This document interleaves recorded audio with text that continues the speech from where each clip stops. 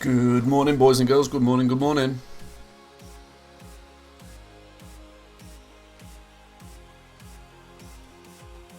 Tell you what, I'm gonna make things interesting.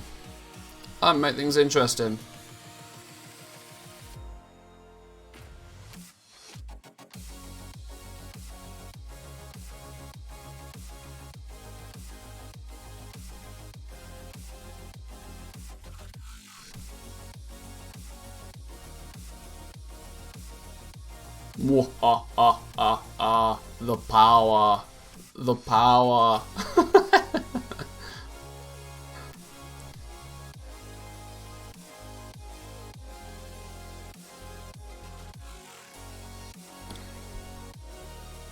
Power's gone to my head. How are we all doing, boys and girls? Are we all good? Are we all good? We all good? Almost dodged it. Almost dodged it. Well,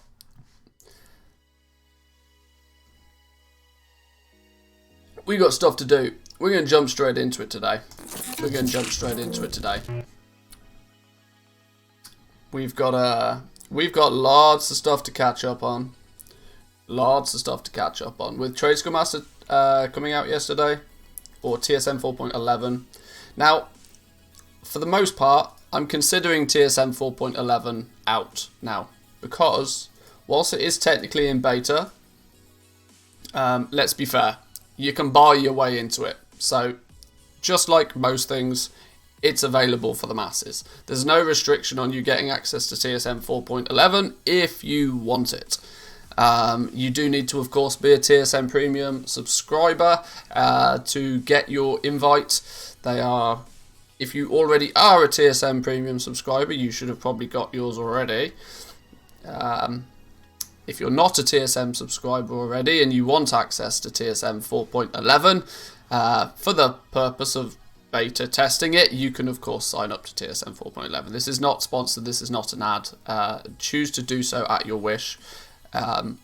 Entirely up to you. But from this point going forward, we will be considering 4.11 widely available for the masses.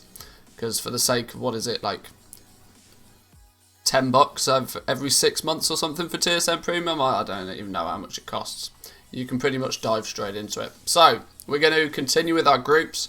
We've got so many professions I still need to look at sorting. I've kind of got somewhere with it. We are getting places. It's like, is it $15 for 6 months? There we go. It's not I mean, it's nothing. It's less than a month of game time. If you really want access to TSM 4.11 and you want to give yourself that competitive edge before patch 9.1 lands, then you have, of course, the option to do so. I've been working on some groups. I've been getting things sort of in order. I've, of course, been focusing on the professions that I'm primarily using right now. But we're getting places. It's still saying there's a lot of items on... Oh, that's because it's viewing by specific item. If I change it to by item level, everything's grouped up. Good. Yeah. I've been crafting gear and I've been testing operations and I've been testing crafting, and yeah, it's all looking pretty smooth. Not gonna lie. Making 42 sky golems a month, but I have the problem with not enough materials and can't farm that much in any advice plays. Wow, 42 sky golems a month. You are going through a crazy amount of ghost iron ore. Or at least I would presume you are going through a crazy amount of ghost iron ore. My first question is, I think I might have asked you this before, so I apologise if I have, but my first thing would be, are you doing this all on the same realm? As it feels to me like you are probably going to saturate a single realm very quickly with 42 sky golems a month. Yes, the same realm. I think I have asked you this before, haven't I? Doing it all on one realm, yeah, you are going to put a massive strain on the supply of ghost iron ore for sure. Well, yeah, the God's honest truth is if you can't get enough materials, then you have one of two options. You can just buy the materials at a higher price, but obviously then you're going to have to sell your sky golems for more as well. Maybe if you're dealing with it at that much of a scale, you want to deal more so on squeezing out as much profit from each sky golem, rather than just trying to make even more sky golems. Yeah, it's a tricky one. It's a tricky one. Load them onto the back of a truck and transfer. To be honest though, I still think you're in for a win though. I still think you're in for a win because of course with flying in 9.1, flying will be a huge incentive for people to go out and buy a sky golem. Because of course, if they wish to do some farming, but they don't have the luxury of having a custom designed druid to be doing it on, yeah, no boomers today. The boomers was up for a few minutes this morning. I don't want the first 10-15 minutes of every stream just to be boomers. Boomers is really designed to keep people occupied whilst I'm getting the stream up and running.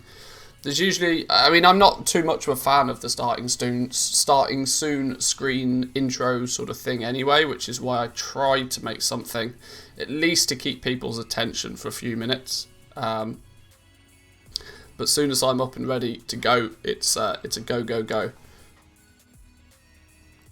Early bird catches the worm if you want to play boomers. You never know. We might at some point make a channel point redeem or something to trigger a game of boomers. Maybe that might not be a bad one if people enjoy it. I want to try and find some other of these little mini games. Yeah, I want to try and find a few more of these little mini games, interactive mini games, because they're quite fun. Next topic, TSM question. Oh, goody. TSM questions. Let's go. Let me do some auction posting while we get onto it. I'm going to try and take as many questions about TSM as I can today so that I can put out a little bit of a video on TSM later today. I downloaded your profile, but it's not working. Can you fix it for me? Ah, that question. Got a bank tab of living steel left, mostly ghost iron ore, but in time we'll need living steel in the future. Well, you can do the whole... there were like, if memory serves me right, there's about 6 different ways to get living steel, depending on whether you have alchemists and whether you're doing, yeah, there's so many different ways to get living steel. You get your 1 bar really cheap every day, but if you want living steel in mass, I used to have a little calculator for it. I wonder if I still have it. I'm not sure. Spirit of Harmony becomes the main problem. It's all a careful balancing act, right? The simple thing is if you're content on just like absolutely powering through with stupid quantities of sky golems, you are going to run into these bottlenecks. You need to make sure that you have so much liquid gold available that as and when 5,000 Spirits of Harmony get randomly dumped on the auction house, you're in a position to buy them all, even if they're slightly above what your average buy price is, because it's dealing with any market at that kind of scale, you almost need to force a monopoly out of it. There's a lot of nuance to it. And the problem is it's very difficult for any single individual like myself to advise how you would do it, because there is just way too many factors.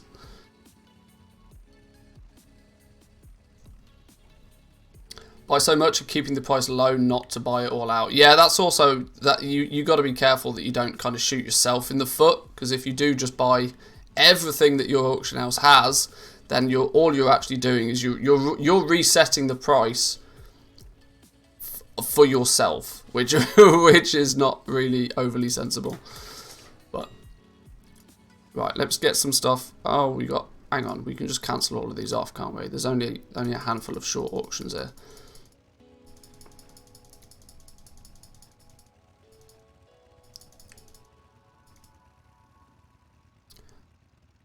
But yeah, back on the topic of TSM, I put together some basic 4.11 groups to now craft everything, literally everything that is considered crafter's gear, crafter's mark gear. So all the way from 87s to 117s to the base items to the 168s. I've not fully fledged out the groups with item level 200 and 230 gear yet, but I will probably try and do that before I make the groups public.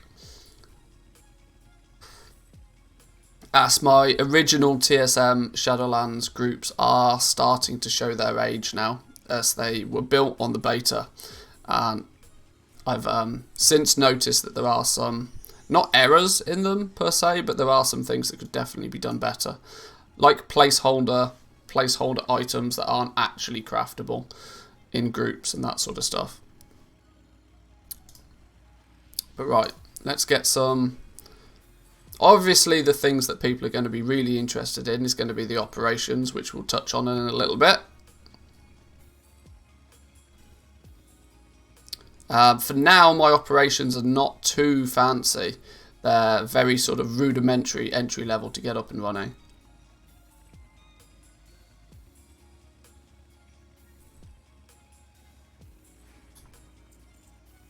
I went as far as I think to craft basically 3 of everything with leatherworking and tailoring. You're finding that the crafting cost is correct? Well, for me at the moment, at least as far as Torin Mill, because this is where I'm actually actively doing most of my setting up of the groups. I'm doing it on Torin Mill because Torin Mill is a big realm and it's popular and things sell and I can reliably craft things and know that they'll sell. But when it comes to the crafting price for things like legendaries and stuff, yeah, all the crafting prices seem to be working a-okay. The only confusing thing is going to be when you start selling gear that was made with a certain crafter's mark on one character and then selling it on another character. But at the moment, the only things I've been crafting have all come from the same character. So I've not been able to, at least so far, test that. We'll probably get into that a little bit today. The Lego stuff, though, is all looking pretty good. I've not tried recrafting and restocking legendaries using Trade Skill Master yet. I'm going to give that a go later today. But in regards to TSM understanding each of the different legendaries, in regards to TSM pricing them correctly, it does seem to work smoothly. I still have my super complex custom price sources in place so I can use them as a comparison. Let's just go through a couple of examples real quick then here. What have we got here? Have I got I can probably highlight an example quite nicely. Something like, I don't know, we've got 190 capes. That's 210 cape. 225 cape. Do I have 235 capes? I don't think I've unlocked 235 capes yet. But here, for example, we've got my custom price source says that the price is 1241. TSM is claiming it is 1241, so that is correct. There's a disparity here, but I always knew there was. My custom price source is actually wrong for this, but TSM is actually pulling out the correct price for rank 2. Rank 3, yeah, the price, yeah. TSM is now able to differentiate properly. Just download some more raiders to your realm, that should fix it. I caught a few minutes of Dirty Irby's stream yesterday. He was saying that it didn't match and that TSM was telling him it was profitable when his regular crafting cost calculation said it wasn't. I don't know how accurate each of the calculations was though. Ranks 1 through to rank.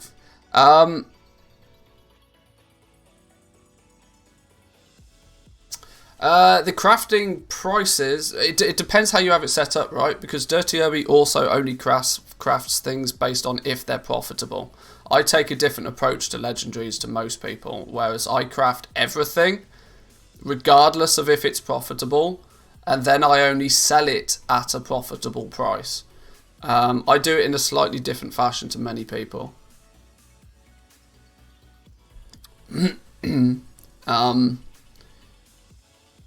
It means I can do less crafting sessions, craft more I craft more during less crafting sessions, and provide myself the luxury that if something randomly gets reset on a Tuesday afternoon, I've already got the stock ready and waiting to, take advantage of that reset.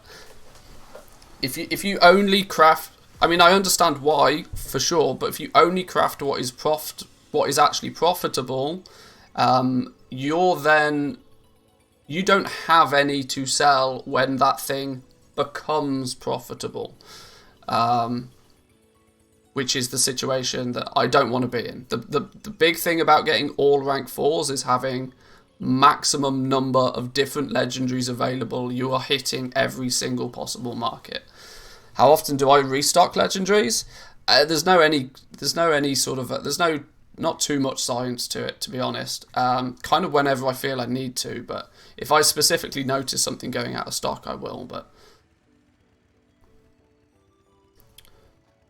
same here, craft everything, just sell for profit. Yeah, I put more time and effort into making sure that what I'm selling is being sold at a profitable price point than making sure I only craft because there's also a concern, right? If you craft something because an add-on's telling you it's profitable, then it might be profitable now, but what happens tomorrow when you realize that actually you crafted it for a much higher price considering it was profitable, but actually that market had just been reset? Yeah.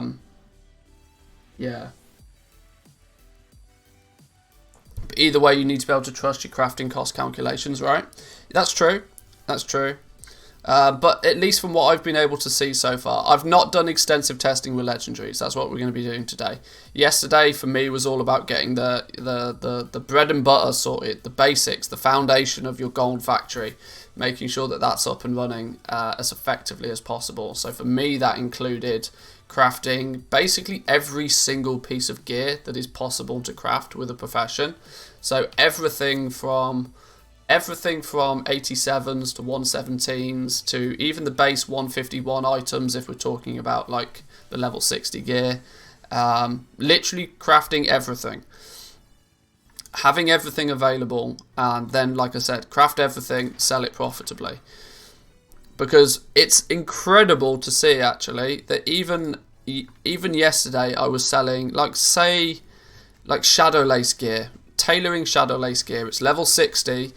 It doesn't make much sense to make Shadow Lace gear at item level 87. But I shit you not, it sells.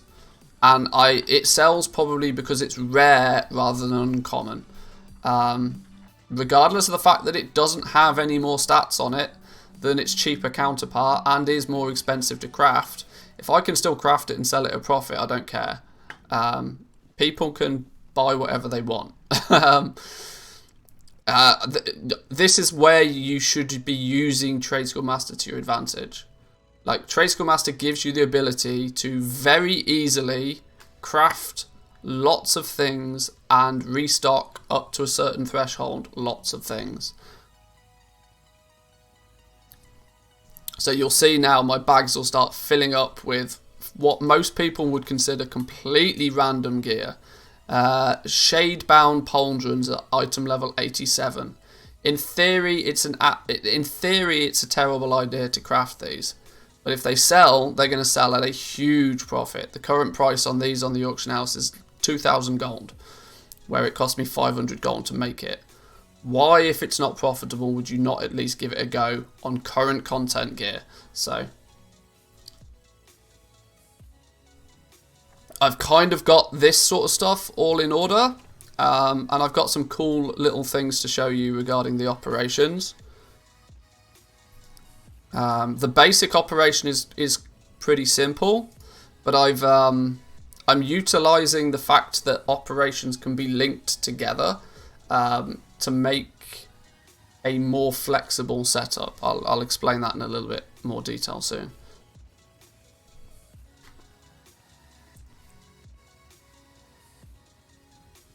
Storm GR, good morning, welcome, welcome. Good to see you.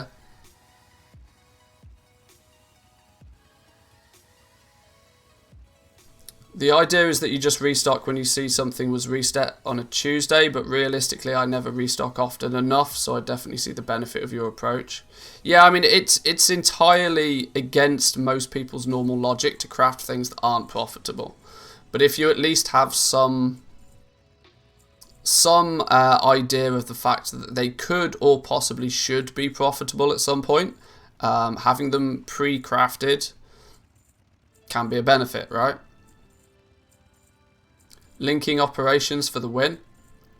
Yeah, the fact that one operation can talk to another operation is a massively underused tool, I think, in Trade School Master, and I really want to come up with some smart ways to use it more because it's really powerful. For example, what I've done with if I go my auctioning operations, I've got these Crafter's Mark gear operations, right? So there is, in theory, the chance that I might want to sell item level 87, 117, 168, or base item gear at a slightly different way. But I have this master operation, right? And this master operation controls a few things within all of these. So if we look at the 168 gear, for example, the auction duration is controlled by the master one. What happens when the items go below minimum price is also being controlled by this master operation. So you see, when you click this little link, it brings up a box and you can link it to another operation. So what I can now do is have in fairness, they're not slightly different, but I can have slightly different auctioning operations for these categories of gear, but very quickly and very easily change all of them from posting at 12 hours to 24 or to 48. All I have to do is come in and change the master operation, and it's going to change it for all of these items, which can be really, really powerful.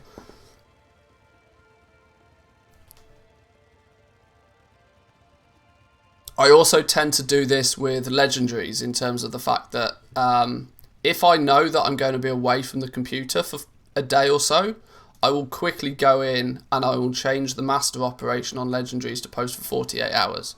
Whereas normally I would probably want it to post for only 12. So there's some really smart things you can do with this.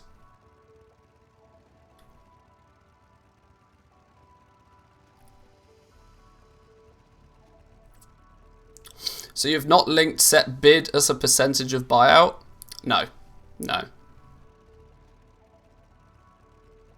No, I haven't. Because, you know, it's bids. Who gives a flying? Yeah. But I get it. I use the same system, learnt it from the legendary groups. It's handy to do.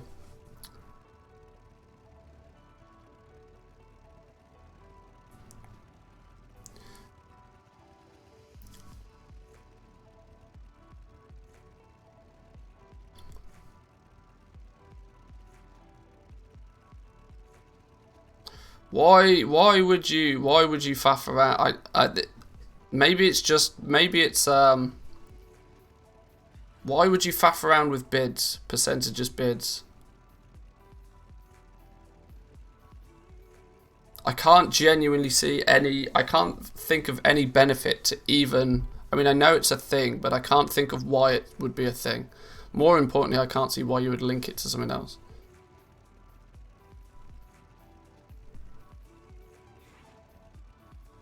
What is base cloth? It's a custom price source I've created.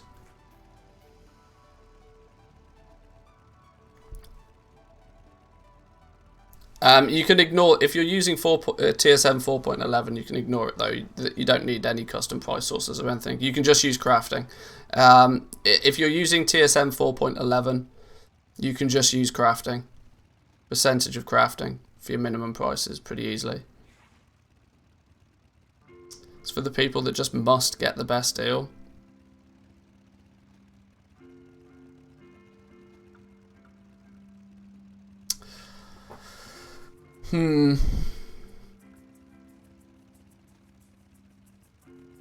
Because I got OCD and some people are using bids, I have linked 100% so that I just ignore all other players' bids. Oh, okay. Yeah, okay. I see. Yeah, I mean, people are impatient. I'm still amazed that the bidding system is even in the game. Because, I mean, I can't remember the last time I heard anybody buy anything from bid, ever. I mean, you might be able to snipe some low-priced expiring auction bids, but, I mean,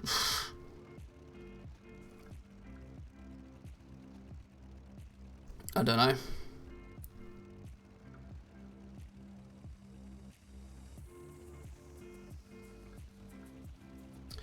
If there are 10 Legos at 10k, yours being the 8th, it'll never sell. But if you're the one with a bid at 9,500 gold, you are technically the cheapest for those that are patient enough.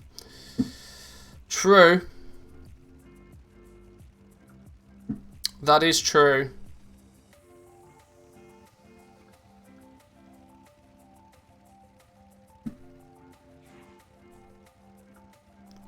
I might have to put some thought into that. It's one of those kind of optimizations, I guess, that could be beneficial to do. People are suckers for feeling that they got a bargain. Ask my wife.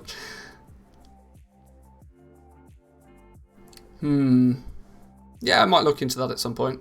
But right, I've got about 500 auctions I need to list on the auction house. I need to get cracking with this. All expired, all cancelled.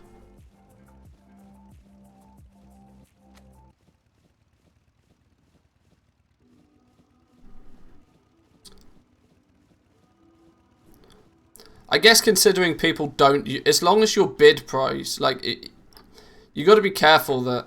I mean, I'm not a fan of people that skirt the line with their minimum bid price anyway, minimum buyout price. If you're listing auctions anywhere even remotely close to what you've set your minimum price at, you're doing something wrong in the first place. Your minimum price is there for a reason. It is the absolute rock bottom price you're willing to sell that item for. You shouldn't, in theory, get really even anywhere near it in a perfect world. But that also then means you've got to be kind of careful with what you put your bid prices at. Because if you're willing to sell something to somebody on a bid price, you could very easily accidentally let it go for less than what it actually cost you to craft or something silly. If you're, yeah.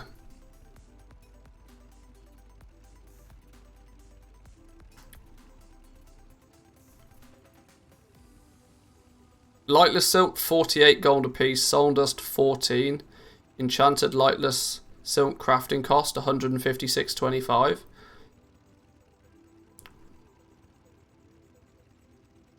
It depends what you've got your map prices set at, though. Your map I mean, those, like I said, you need to. How are you doing, Koya? Welcome, welcome. Just because the price of lightless silk on the auction house and the price of soul dust on the auction house are those two values doesn't mean that TSM is using those values when it comes to its calculation. It could be taking your smart average buy price of lightless silk being at 70 gold a piece instead of what the current. Yeah, I mean, if you're getting incorrect crafting costs, 9 times out of 10, it's the fact that you've not set something up as efficiently as you probably should. Force the streamer to say hello. How are we doing? Welcome, welcome. I will fix the sound. I've been with TSM coming out yesterday. I was super busy last night, so I apologise. I've still not fixed the alerts or the channel point redeems, but I will get to that as soon as I have a spare hour.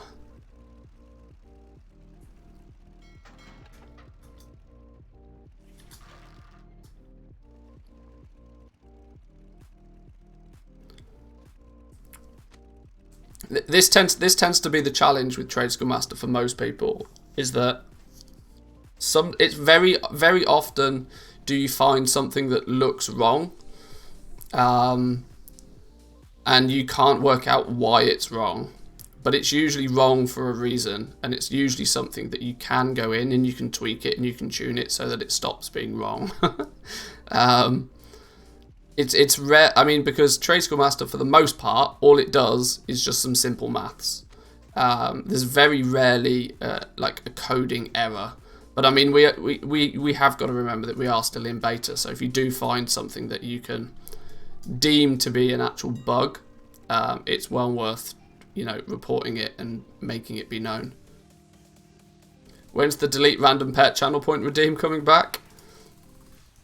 When I'm willing to delete some of my pets randomly.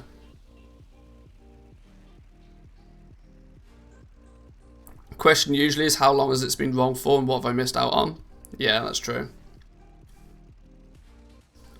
I know for months now I've been selling some legendaries at incorrect prices. I've known that for months, but I just couldn't be bothered to fix it. Because my super long custom price sources, whilst they worked for generating crafting costs, they were by no means perfect. There was some overlap with what they did, which was impossible to get around. Which meant that I was selling some legendaries at an incorrect price. It wasn't 100% perfect, but I knew it was not 100% perfect, so I was just like, yeah, whatever.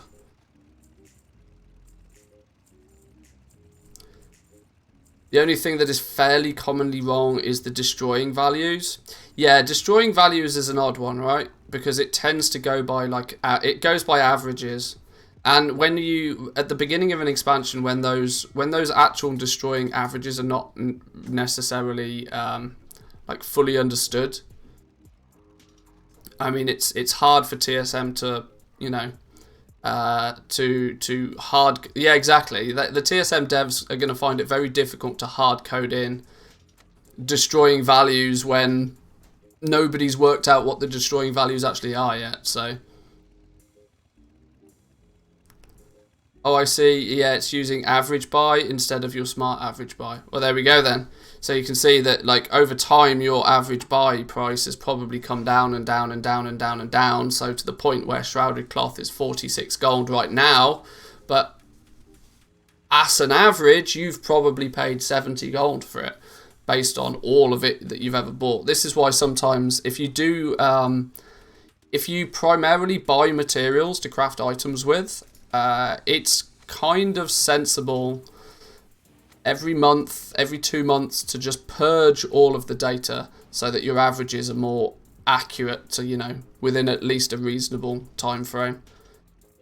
If you've never purged your data in Trade School Master, your average prices are going to be so whack. Because your average prices could be taking into consideration the 2,000 gold you paid for Heavy Callous Hide in the first week, when you can buy it for 200 gold today. So your average price is now no longer even remotely accurate.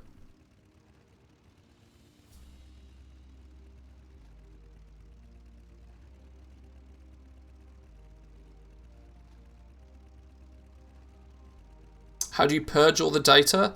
There's an option within the settings somewhere. I can't remember exactly where. I'll find it in a minute. Heavy Callous Hide for 200 gold.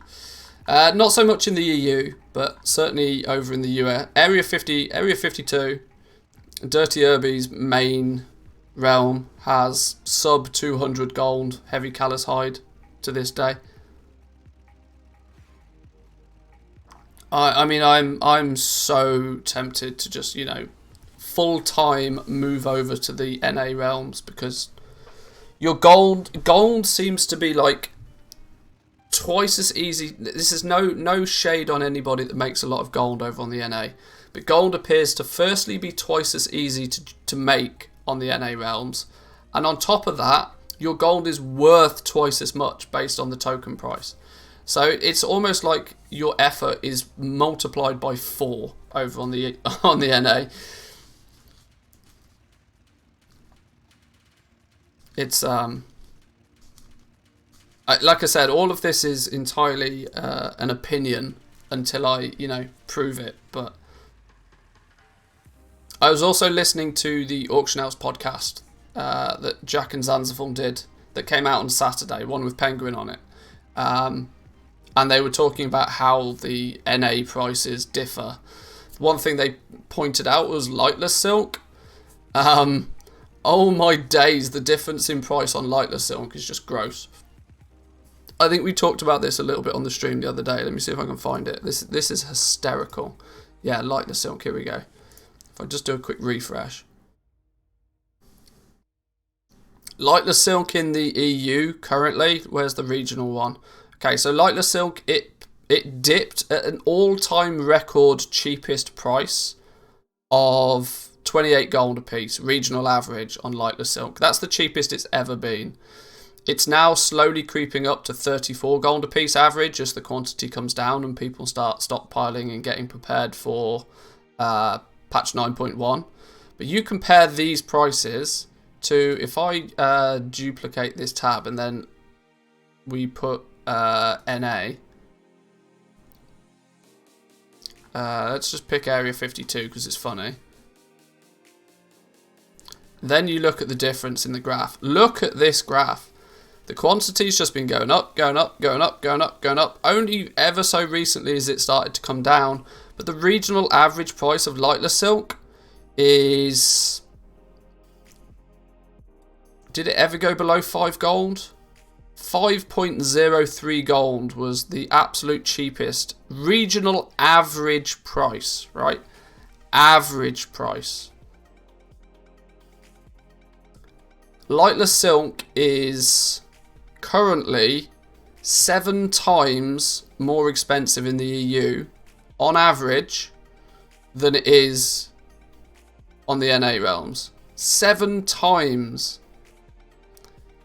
This presents a real problem when you see things like, let's see if I can find it ever so quickly.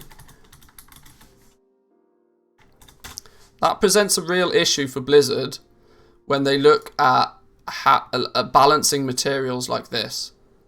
Because 400 lightless silk over on the NA realms, 400 lightless silk multiplied by the 5 gold average it is right now is only 2,000 gold for this section here. Yet you think about how much that is as average on the EU for the exact same. You got 400 times the 35 gold. It's 14,000 gold. It's gross. How are Blizzard meant to balance the cost of things when there is such a ridiculous difference in value of a given item?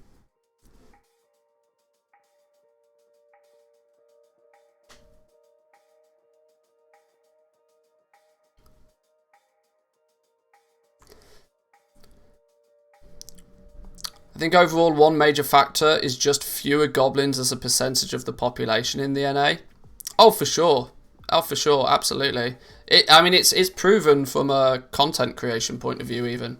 I mean, I know there's not many of us out there to begin with, but I mean, the lion's share of gold making content creators I feel are from the EU.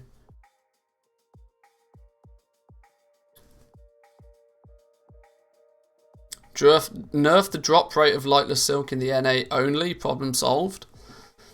It just presents a massive opportunity for anybody anybody over on the NA realms right now. It's not as much of an opportunity, unfortunately, in the EU because the realm average price is already considerably more. But it's true to say over on the NA realms, I mean, oh my god. You could dump 500,000 gold into lightless silk now, and you could turn that 500,000 gold into 5 million gold in patch 9.1 when the inevitable, and I say inevitable because it is, when the inevitable price hike goes up for lightless silk on the NA realms.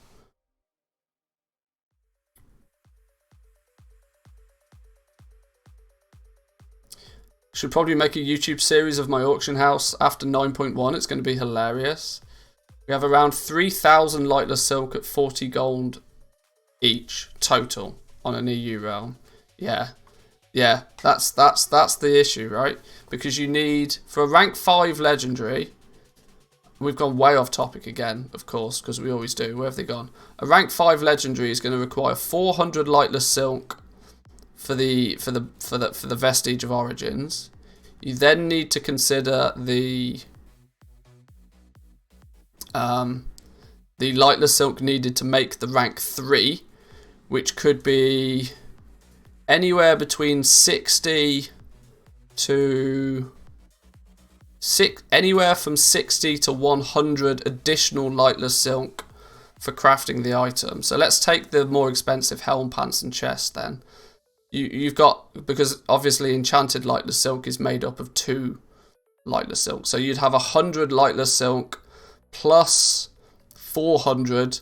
So you're looking at 500 lightless silk to make a single rank 5 legendary with tailoring.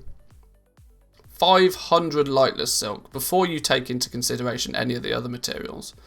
But 500 lightless silk. There are realms out there currently where there is just not going to be enough lightless silk. For reference, you can't actually farm up that much lightless silk in an hour outside of like a very organized 2x4 farming group.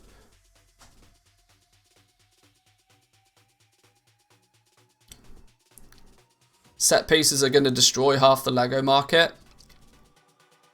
I think they might. I think they might. But let's take a quick, let's do some simple maths then. Let's look at we got the market price is blue, the quantity is red. So if we're saying 500, let's say an average of 450, 500 lightless silk to make a single rank 5 legendary, that means let's take realms that have over 50,000 lightless silk. 50,000 lightless silk would be 100 people. There's enough lightless silk to cover 100 people's legendaries. There is really not that many realms that can support that outside of the real big boys. You got Soulflayer that's got 121,000, Twisting Nether that's got 238,000. If you're on Twisting Nether right now, you need to just buy, somebody with deep pockets needs to go in there and buy all of the lightless silk. And I mean all of it. 240,000 of it at a market average of 8 gold a piece.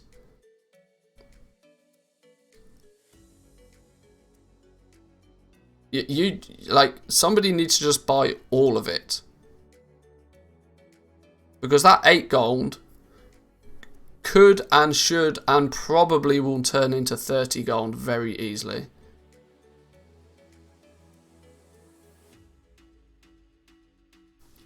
Because even 240 silk there is only enough to support 500 people with their legendary.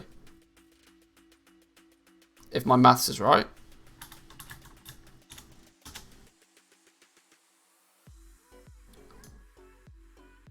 Yeah, because it's 5. Yeah. So Twisting Nether, even one of the largest realms in the EU, only currently has enough lightless silk on the auction house to support 500 people getting their rank 5 legendary.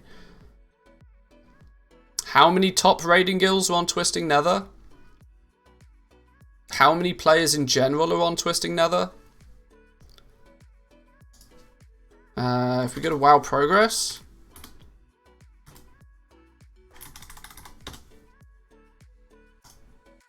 WoW Progress. Let's go Twisting Nether.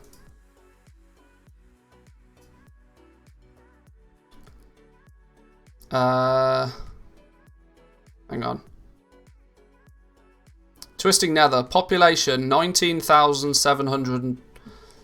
So there's nearly 20,000 players. There's only currently enough Lightless Silk for 500 of them to have their legendary. You're trying to tell me that there's not 500 people that want a legendary on Twisting Nether?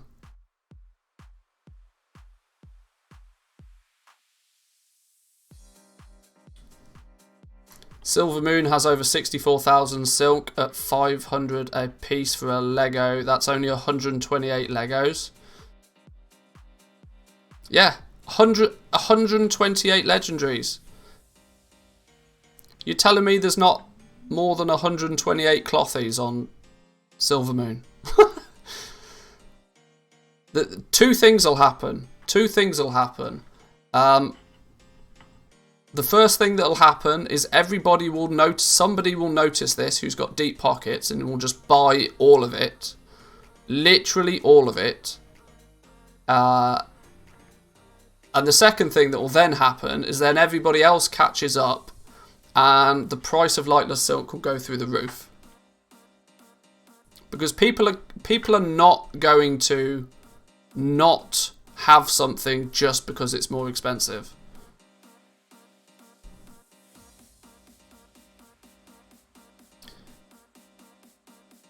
That's on the market at the moment. I've got 300,000 Lightless Silk. You're not taking into account most goblins have been buying cheap mats for a long time now. It's true.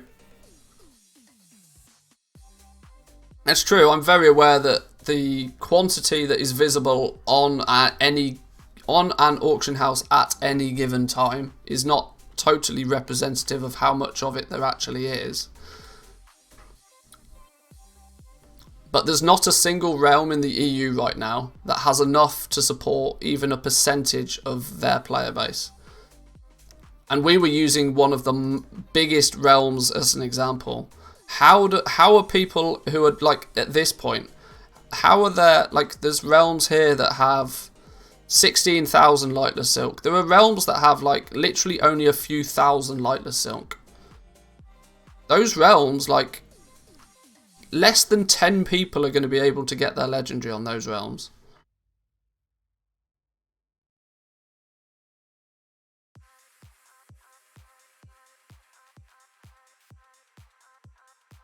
I'm sure Blizzard will see this and lower the cost needed for them. Can you look up Samadan's low pop Shadow Song?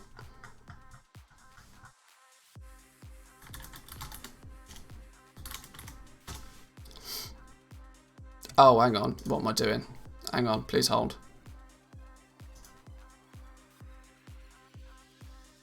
Shadow Song.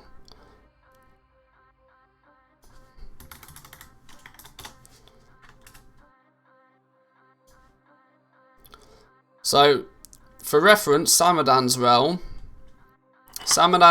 has less than 5,000 Lightless Silk currently on it. It's got a current price of 50 gold a piece. There's less than 5,000 of it. There's been some big spikes going up and big spikes coming down. So this is auctions getting listed and then expiring every presumably 12 hours. So yeah, there's and that whoever has this large amount of them hasn't relisted them in the last couple of days.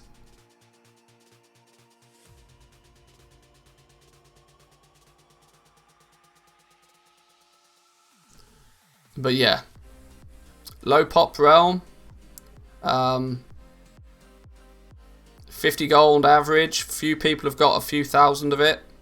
This is. I mean, that's 2 legendaries there.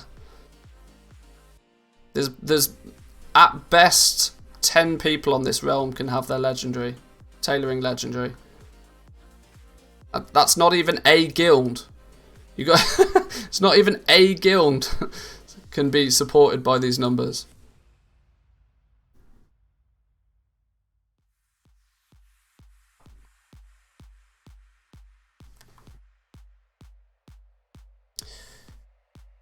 The thing is you know why you know why these numbers are so high, right? These numbers are so high because they've looked at what the average prices of these are currently. Because what they've tried to do is they've tried to material balance it so that it costs roughly the same amount to make a Vestige of Origins as it does with jewel crafting, as it does with blacksmithing or tailoring or leatherworking. They've tried to make these values almost the same. But the problem is tailoring only has two materials to pull from. Shrouded cloth and lightless silk, which is hence why the penumbra thread is there in the first place. Because tailoring only has two materials. It doesn't pull on, like leatherworking, for example, has loads of the damn things. You've got all the variations of the desolate leather. You've got you've got pallid bones. You've got all sorts. But because they've got less materials to pull from, they have to then, to make these numbers balance, they have to add more of them. But I do still think that this is way out over the top. There are some realms out there that just cannot support this. But what happens if they change this from 400 to like 200? They could cut this in half, and even then it's a lot. Like, I'm not sure what Blizzard are really, what their end goal is trying to be with these. The core fight crystals is a way for Blizzard to normalize the cost overall between leatherworking, tailoring, blacksmithing and jewel crafting. But the issue is on the flip side of normalizing the cost, the issue then becomes the actual supply of the raw materials to make those items in the first place also needs balancing. And this has been a problem for a couple of expansions now. That cloth is usually 10 times more abundant, but then they have to counteract the fact that it's more abundant by making you use more of it, which is a natural counteraction on lower population realms where the supply of the materials is not that high. Low pop realms just get fucked. It's kind of harsh to say, but it's...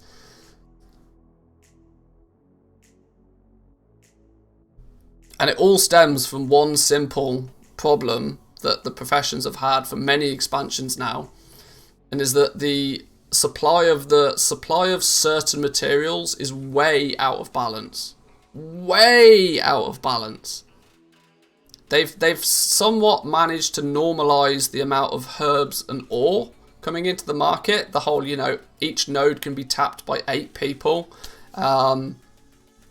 Kind of meant that there was always a similar amount of nodes available, so herbs and ore was always about the same. Cloth, though, has always been way out of whack, simply because everybody can pick it up. Since even before Shadowlands came out, I was saying that, like, cloth needs to... They need to do something with cloth to make it more exclusive. If you had to be a tailor to gather cloth, you could take these prices and you could cut them by 10, by a factor of 10.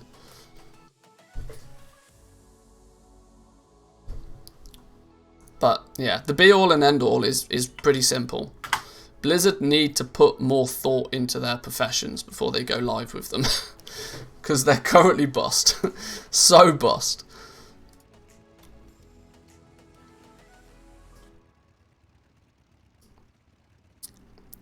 See, this is ridiculous, right? Why is 151 Shadow Scale gauntlets on a Tuesday morning selling for 888 gold? Ludicrous.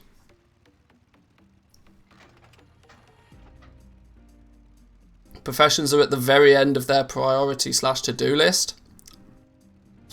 I think you're right.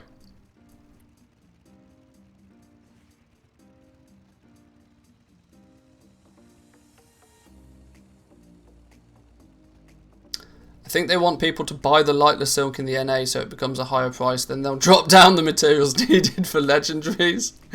That's a real sneaky way of doing it, sure.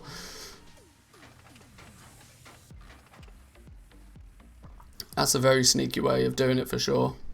But yeah, if you play on the NA realms right now, get on that lightless silk, because you almost can't lose. You genuinely almost can't lose with the prices that they're at right now.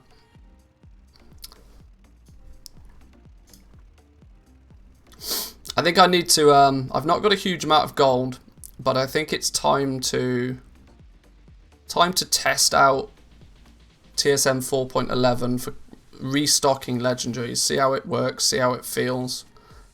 See if it does, you know, any sort of prioritization of the crafts based on profit or anything like this.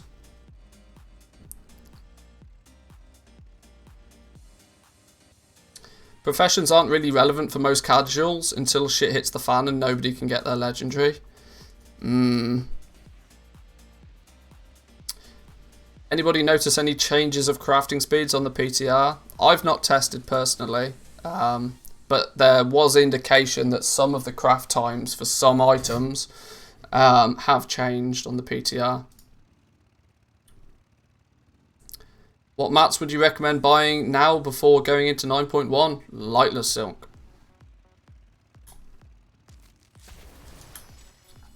Yeah, lightless silk. Anything leatherworking related, because leatherworking is obviously, you know, the materials are at an all-time low. Leatherworking is less it's still in somewhat affected by flying, but it is less affected by the introduction of flying than things like herbalism and mining, because skinning is more about a gear thing than anything else. The faster you can kill mobs, the faster you can skin mobs, the faster you can force those mobs to respawn. That's kind of the way to get ahead with skinning. But herbs and ore are going to see it's going to be much easier to gather them once we get flying, which might have an effect on their price. So stockpiling herbs and ore is a little bit more risky. But lightless silk, because it's gathered, I mean, it's gathered by everybody, but as we've also seen, it's going to have a huge spike in demand. Buying all 222,000 lightless silk on Twisting Nether would cost 4.3 million gold. Yeah, that's quite a lot. That is quite a lot.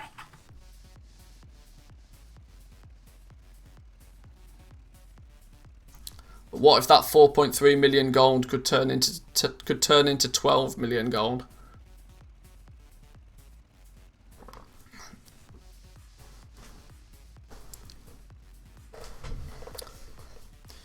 What did we work out? That lightless silk is good for... That quantity of lightless silk was good for, what, 500 legendaries? 8.5 gold per lightless silk. That's still crazy cheap. If you had your Sylvanas bank, but not with my 1.5 mil. Yeah, it's one of those. If you've got a couple of gold caps lying about, then it's worth a punt, right? But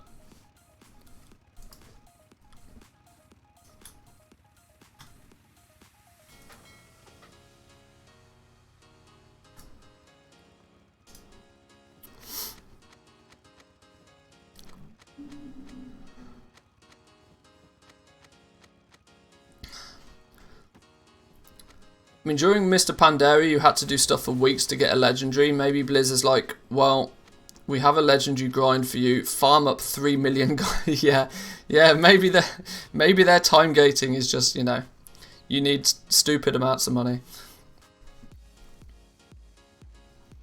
I don't have data to back this up, but I have this belief that there is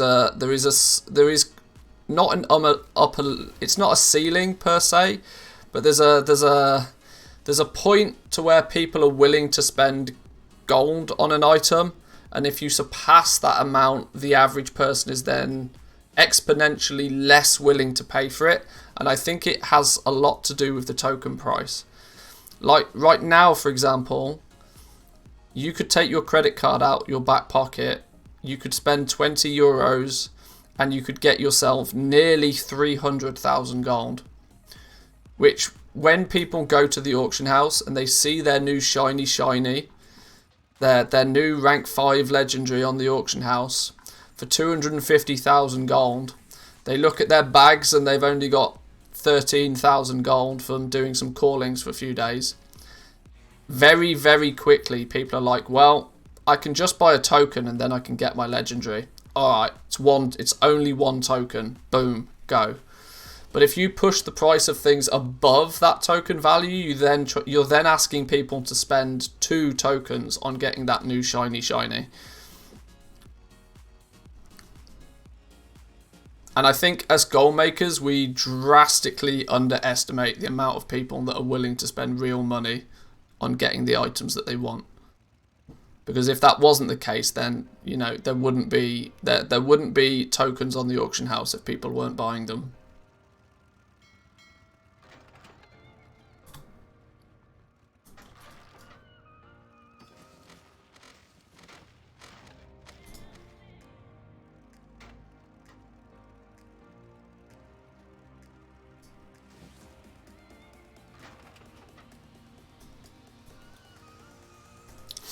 To be honest, for a lot of people, it makes sense to buy tokens. Yeah. It's a touchy subject to talk about in the goal making community, because if you suggest to somebody that, oh well, if you're trying to farm gold to pay for your game time, that if you suggest to them that maybe they just pay for the game like a regular Joe for a couple of months and gather some gold in the meantime, they're like, oh, well, I can't afford that, and I can't do X, Y, and Z. Sure, I understand why it's a touchy subject, but for the majority of people that play this game, taking $20 out your back pocket to get the gold you need makes way more sense than actually going out there and farming it.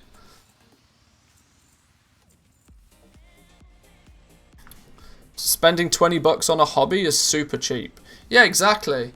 People go out like 20 in most of for example, $20 doesn't get you anything. Like, you go out for a drink with your mates. In Finland, you're paying between 5 to 9 euros for a single beer in a bar. So 20 euros to get what you want in a video game, if it's your hobby, bargain. People spend thousands of dollars on their hobbies. 20 bucks to get the item you want in a game is very cheap.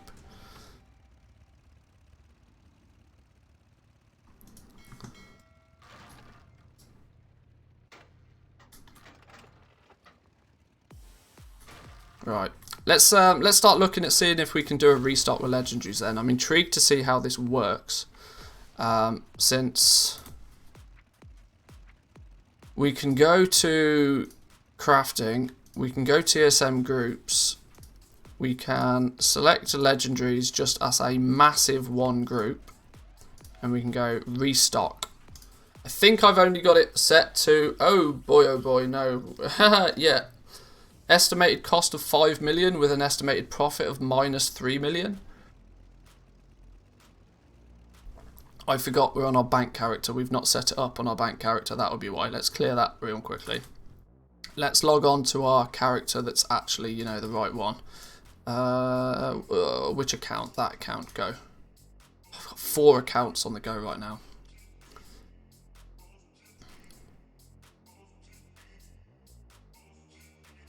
Take my hobby as an example, 3 horses together with the girlfriend. Yeah, all of a sudden 20 euros is a laughable amount compared to the upkeep of 3 horses. Yeah, there you go.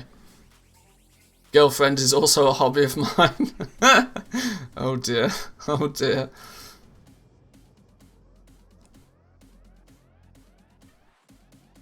What will happen with Valor points in the new patch? My guess is they'll get reset. I can't see why Valor points wouldn't be reset. Which equally leads me on to an interesting topic of conversation, that if you have a lot of spare Valor points, then buying a bunch of materials with them might not be a bad idea.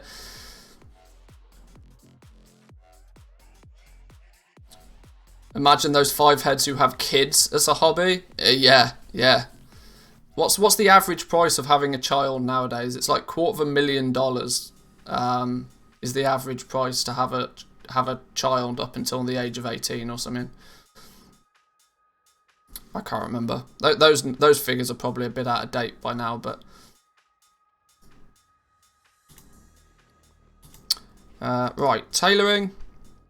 Let's see how. Let's set some. What are our Lego operations going to be? I think I've set just something, one of everything, no profit. Okay. One of everything, no profit. Thought it was more like 3/4 mil. I mean, it probably could be by now. I don't know. I can't. That was just a number that came. I'd heard in the past. I don't know how far in the past that number's from though. Either way, it's a shitload of money.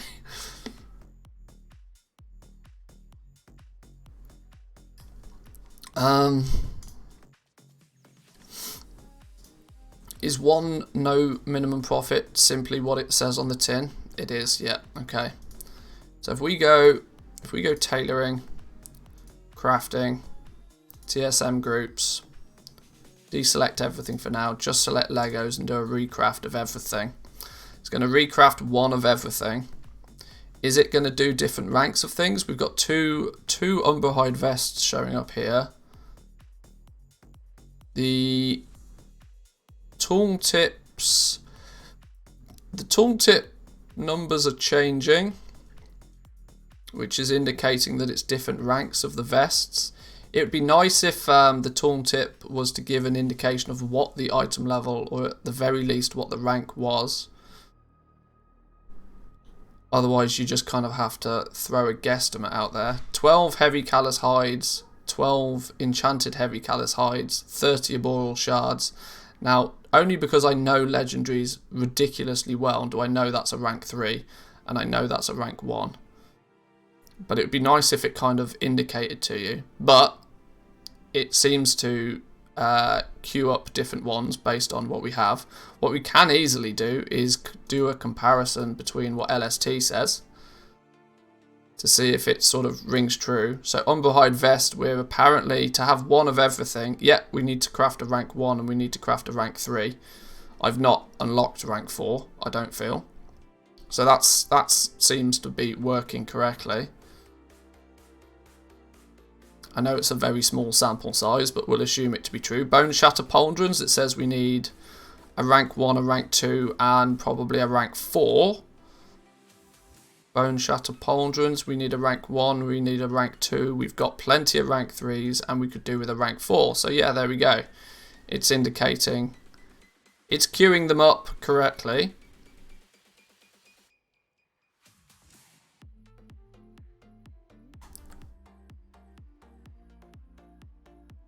LST shows all red though.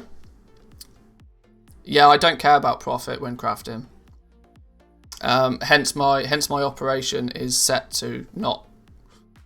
I know it's not great for testing, but my crafting operation is as such. Restock 1, no minimum profit. Don't care about the profit. I'll sell it when it is profitable. And if it never sells, then I just never have to recraft it again. Can't wait to get my hands on TSM 4.11. Sign up to TSM Premium and it's all yours.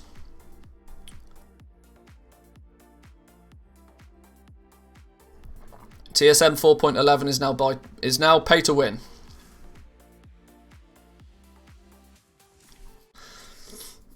Bought a bunch of legendary items at the start of the expansion, transferred to Thrall and sold them for Omega money. Was entirely possible. Still to this day is entirely possible, yes.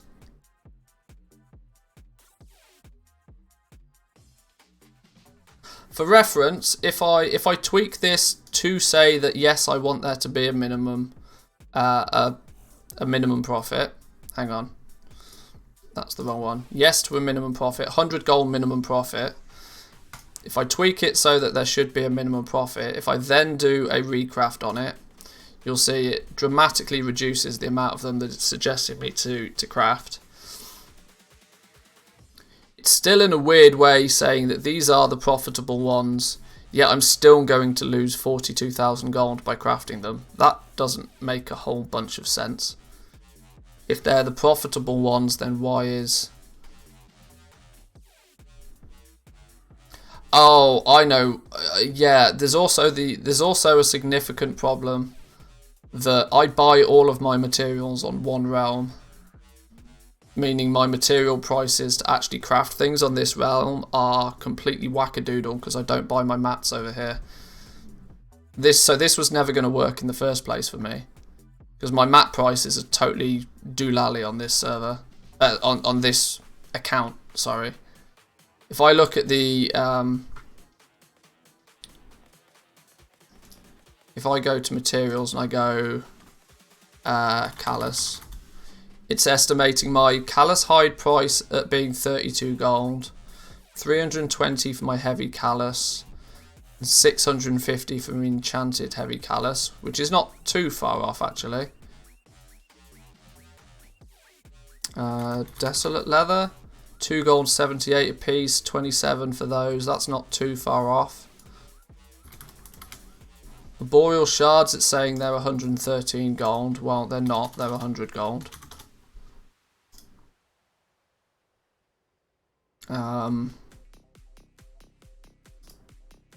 What are the other materials that could be having us play? That's it, I think.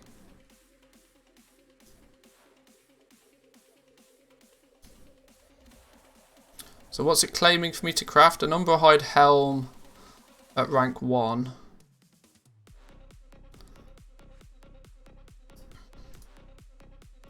Umberhide helm at rank 1 is profitable. Why did it tell me to craft an umberhide helm at what is rank 2 when it's not profitable, even though I told it to only craft things that are profitable? Oh, I think I know why.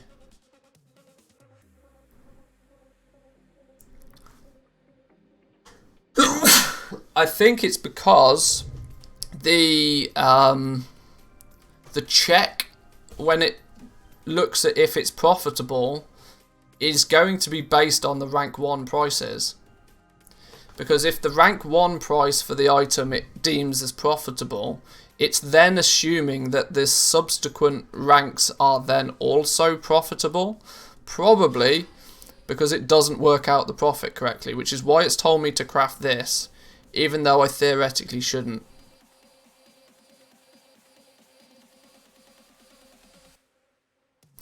I cancelled my TSM premium when they launched 410 in a broken state. I still don't even think it's worth $2.50.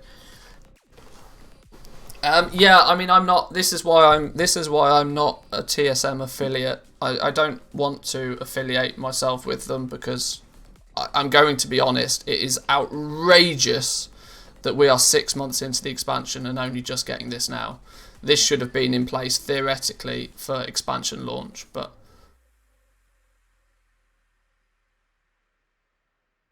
in my opinion, and that's what I like to. That's what I hold true. That it is of my opinion. Is that true to say? See, why is it asking me to craft these umberhide pauldrons though, even though those are, quite frankly, not profitable?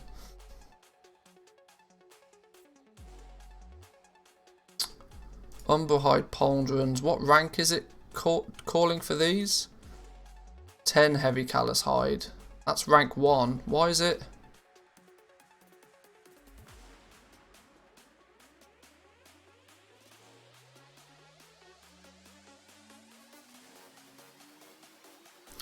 A rank 3.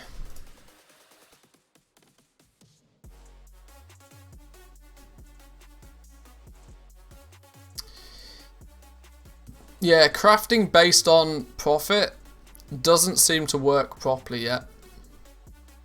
Because in theory, if I was only crafting things that are profitable, there's no possible way that this should show a negative number.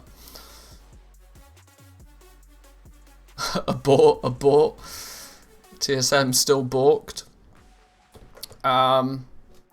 It doesn't look as if it's perfect for legendaries yet. Let me just clarify a few things first. So we've got crafting operation. What I'm going to do is duplicate this.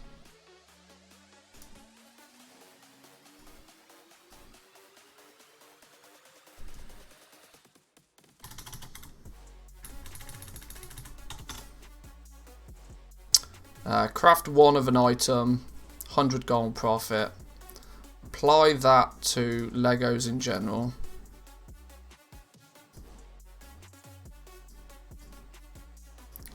Let's do a reload. Make sure everything's fresh.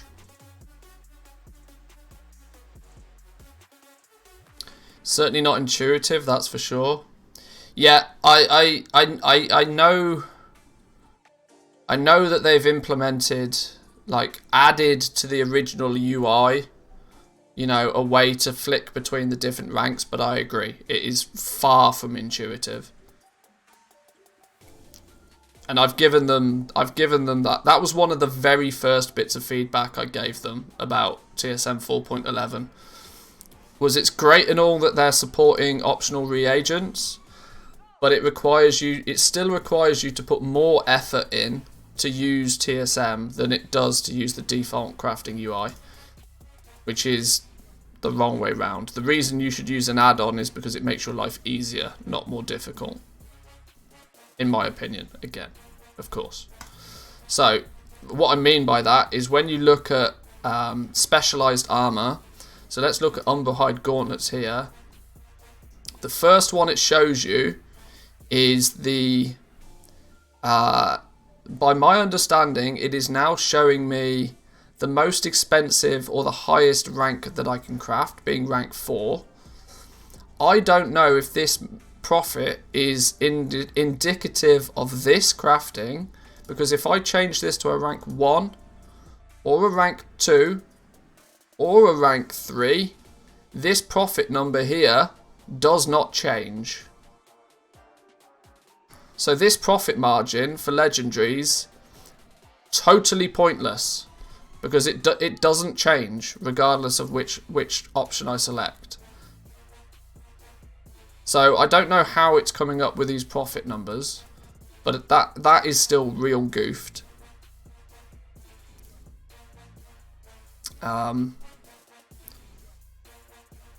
Yeah, this needs to, you know, I don't know. Maybe my suggestion to them was you click on Umberhide gauntlets, and it acts like a drop-down menu like these do.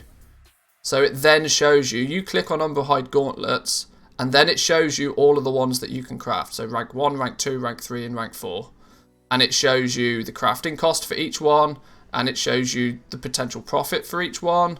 And then it shows you the sell rate for each one. That is useful information because you need to see it all in one window, right? And you can then say, right, okay, well, craft one of these ones because these are profitable. Don't craft ones of the other ones. Having to flick through it here, not intuitive, not easy to use. It's still... having a scroll window here is bonkers. I can't shift any of these borders. I can move this one. That doesn't affect... I can't move this one. I can't move this one. Why can I move this one, but I can't move this one? And this is the one I need to move because there's more materials. Having to scroll... It just... Make the total window bigger? Doesn't matter. I can make the window fill the entire screen, and this is still the only one I can move. Doesn't alleviate this problem here of there being more materials to craft an item than I can see. Having to scroll here is just silly. The UI does not work properly for this. This was my point. I said this a long time ago. The UI side of things, it's just been legendary ranks and optional reagents have just been crowbarred in. What they should have done is just changed the UI. Because right now, it is much, much easier when I click this button. 10 times easier to use the default UI. I select the item that I want. I've got my drop down for the ranks.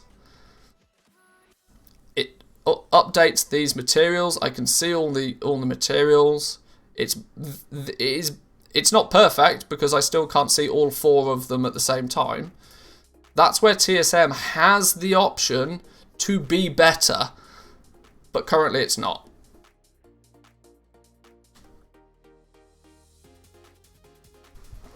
Optional reagents, for example, instead of having, if you look at shade-bound gauntlets, say, no idea why, let's just take shade-bound gauntlets. This is the profit for crafting a single piece of shade-bound gauntlets. Okay, cool. Well, I've got my optional reagents button down here, which is kind of hidden all the way down here. It's not blindingly obvious where it is in the first place. So I have to click, click, click, click. 4 clicks to select a 168 variation. After 4 clicks, it still hasn't updated the profit. It is updated the crafting cost though. Let's just clarify that. Can we take these off? No. It didn't actually update the crafting cost. The crafting cost of 190 is based on it without there being a crafter's mark. We add the crafter's mark, it's still 190 crafting cost. And it also still says a crafting cost of 190 down here. Okay. Okay.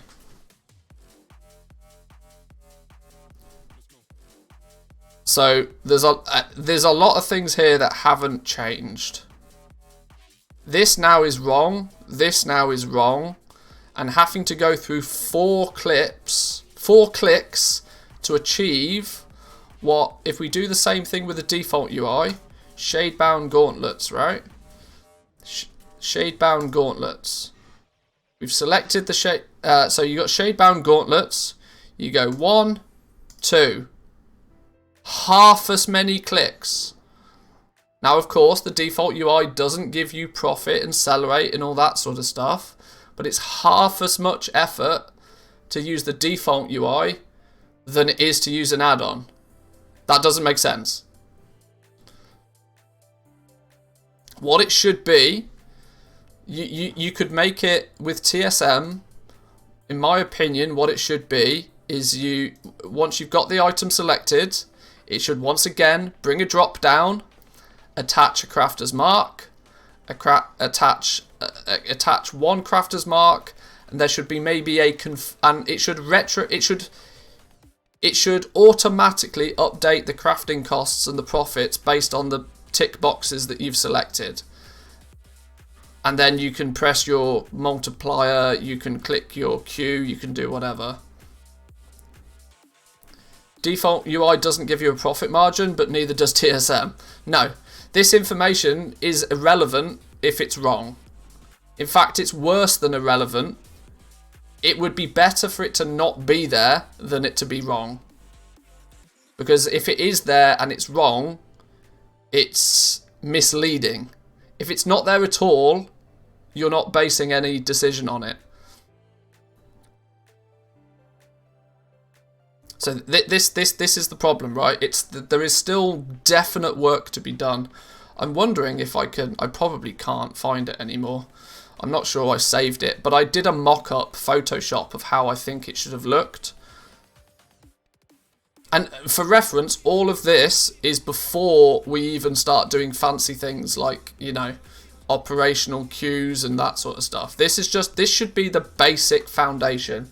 Using the default crafting UI to craft items before you even try and automate or do any fancy things with operations. The fundamental has got to be better.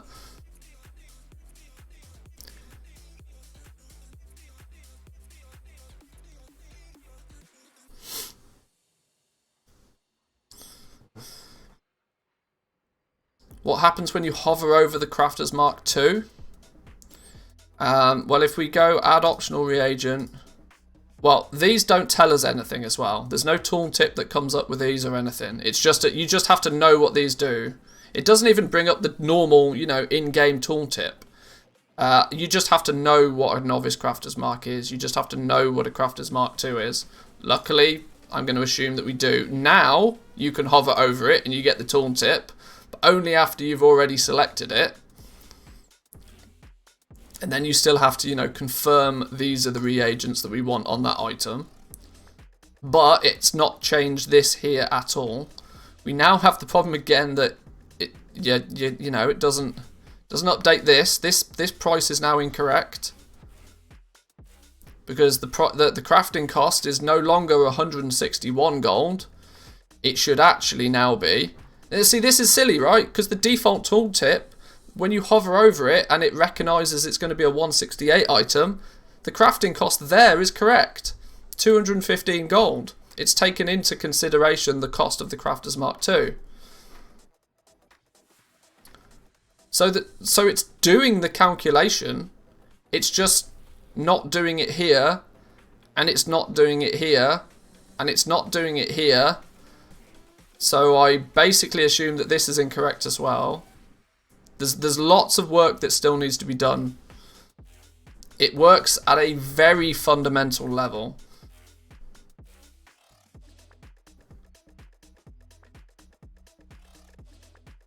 Looks like LST might not be out of development yet. No, I'm telling you now, there's still plenty of room in the market for Legendary Stock Tracker. If you can get Legendary Stock Tracker to work with Crafter's Mark gear, there's yeah.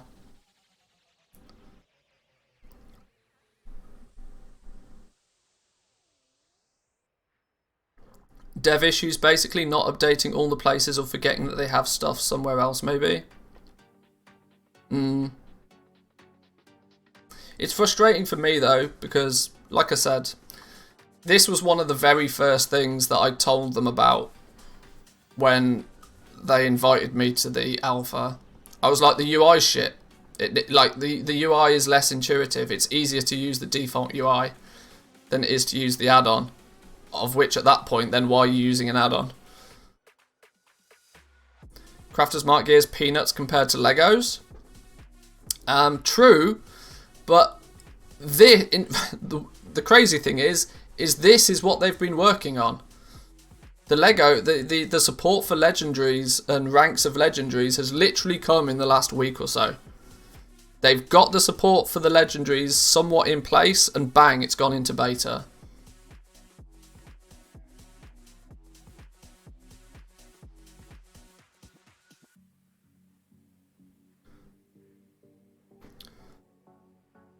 Profit margins are sometimes better on Crafter's Marks. I mean, that's very subjective, but yeah, I agree. 3,000 gold profit on a 500 gold crafter is not that bad, true. Does item level posting work correctly, like 168s as item level 68, not as 87s or 151s? Yes, if you set things up correctly. If you set your groups up correctly. Now I yesterday have done the groups for, which professions have I done so far? I have done blacksmithing, enchanting, jewel crafting, leatherworking and tailoring. I've got complete so far. So the main crafting professions I've got groups ready for. What this is very simple, right? So within each profession, I've grouped things by some sort of level of relevancy. So next, for example, with jewel crafting, you've got the basic lay strike set. So the base items for jewel crafters, the item level 100 ones. You then have the 187 variation, sorry, the 87 variations of them, and the 117 variations of them. And then there's a separate group for the rare jewellery, which the same thing is repeated. So there's the basic ones, the 151s, the default, no Crafter's Marks, no nothing. You've got the 117 variations, the 87 variations, and the 168 variations. And I've pre-created groups ready for patch 9.1 when we get item level 200 and 230 gear to craft. So I can fill these groups out as and when.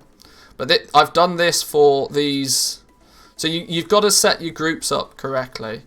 But once the groups are set up correctly, you just use a very default. You use your normal operations. There's nothing fancy to do with the operations. You just, 110% crafting, 120% crafting. Whatever your normal operation is fine. And you can see if we go to the auction house right now, I have over 500 auctions posted currently. A lot of 168 gear, a lot of base items. We have auctions of the 117s. I've crafted everything and it's all posted. If I do a search for Shadebound, let's just do, I don't know, Shadebound Helm. You can see right now, I've got my auctions in place for, I've got 151s, the default ones. I mean, if they're profitable, sell them, why not? And my auctions are all in place for all the different item levels as well. So, as long as the groups are set up right, the operational side of things, easy. Crafter's Mark gear is definitely harder than Legos to code for an add-on. Probably because there's just way more variations of everything. You've got just 5 copies of everything at the moment, so.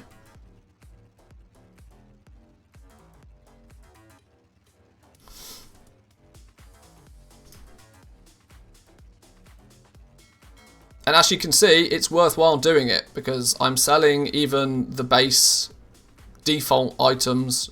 Desolate leather treads, item level 100. Sold them.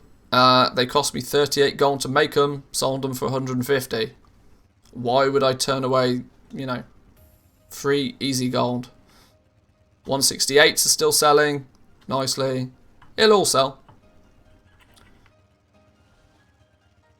For setting up the groups, you need 4.11 beta, or can you do it without it? You need the new version because the way that you set the groups up is different. So when you go to add something to a group, you'll notice that there used to be a check button box that was like ignore variations. That's gone now.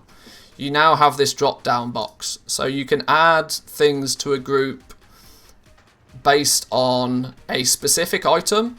So specific item takes into consideration everything that's on that piece of gear. So it takes into consideration the item level of that bit of gear. It takes into consideration the secondary stats on that piece of gear as well. You can alternatively select things and put things in groups based only on their item level. So this is what you would do in for your 168s, your 87s, that sort of stuff. You'd put them in a group based solely on their item level. So all 168 pieces of gear go into a group, and when you go to post that group on the auction house, it just undercuts only other 168s, ignores the secondary stats. Or your third option, which is the most unused one I would imagine now, this is basically the equivalent of the ignore variations button from the past, where it will just, if you're trying to sell a deadly Sinveer necklace, it will just undercut the cheapest deadly Sinveer necklace, regardless of what item level or what secondary stats. So you got 3 different ways to make your groups now. So the wizardry is in getting the groups correct. Once the groups are correct, the rest of it is simple.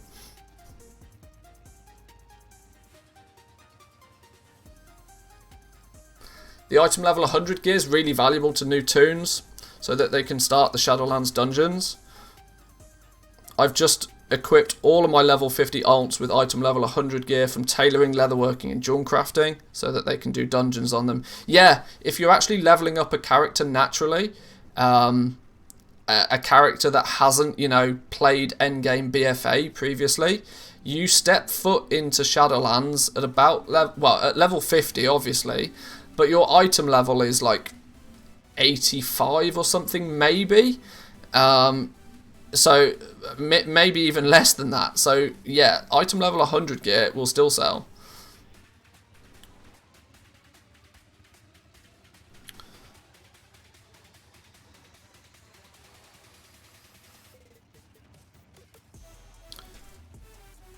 When posting, how do you avoid people who try to snipe by posting items really low, waiting for a TSM undercut? You correctly set up your operations. You make sure your minimum price is your minimum price. Like, yeah. That you just, yeah. That you just don't make that error. That's the way you do it. I know that probably doesn't answer the question very well, but yeah.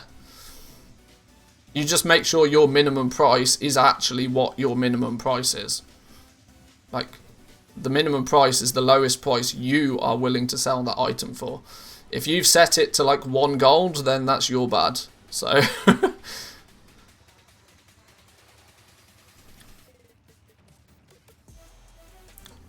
Been posting Legos by hand.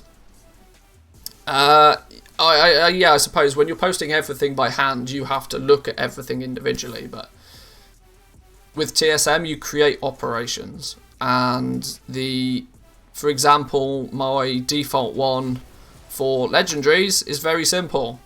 I will never post a legendary for less than 110% of what it costs me to craft it.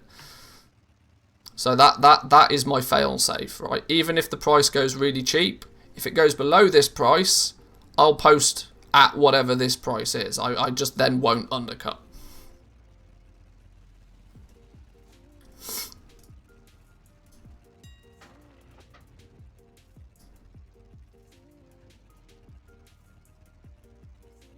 Still selling 168 gear. Lovely stuff.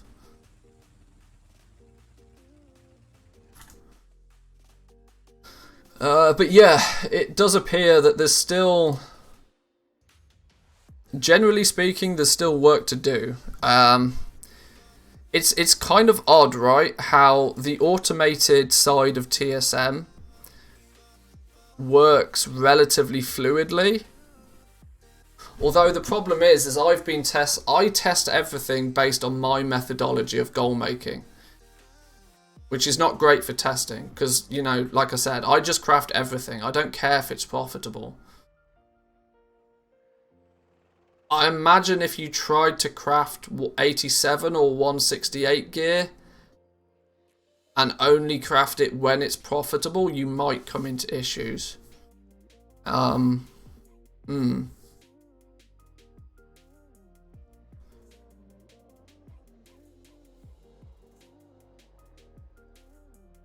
Like the issue we had when trying to restock legendaries only at only profitable legendaries.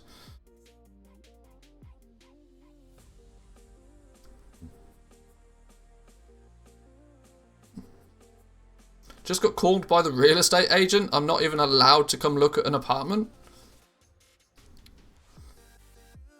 Pull the racist card. All right, that seems weird. Is that a COVID thing, or they decided not to sell, or what?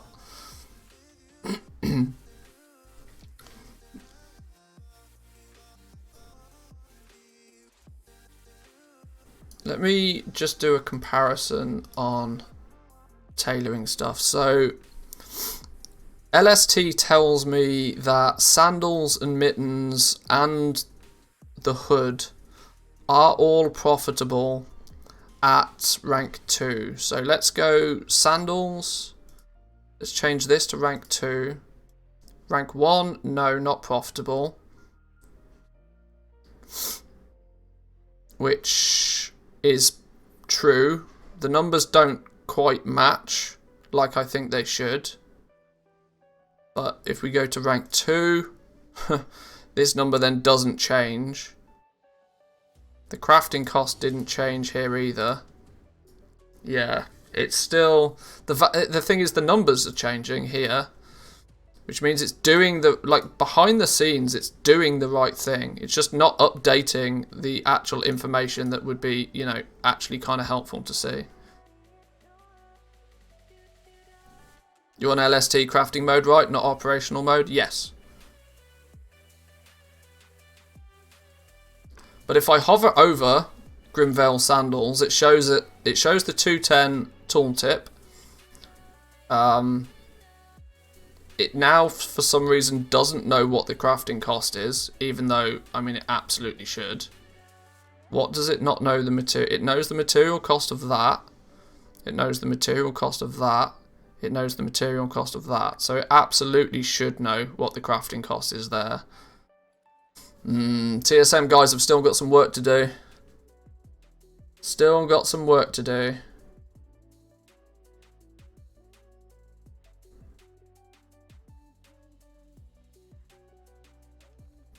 Because it's not even giving me... The fact that it's not even giving me a crafting cost is probably why that it can't... I don't know.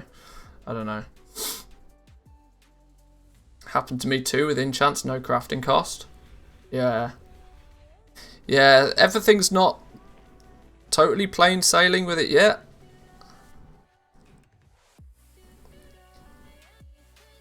And like I said, until they get the UI in order... It's all. It doesn't matter until the usability of the add-on is at least there.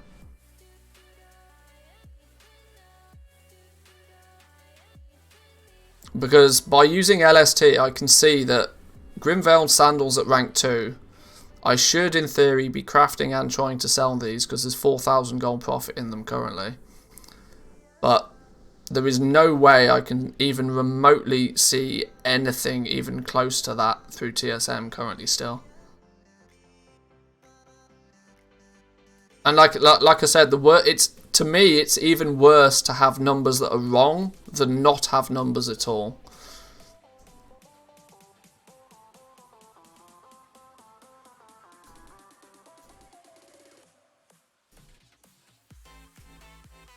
Okay, so it's relatively safe to say that I still won't be using Trade Skill Master to restock legendaries for a while, because I don't think, although I certainly wouldn't recommend doing it if you only craft things based on when they're profitable. That side of stuff doesn't really work.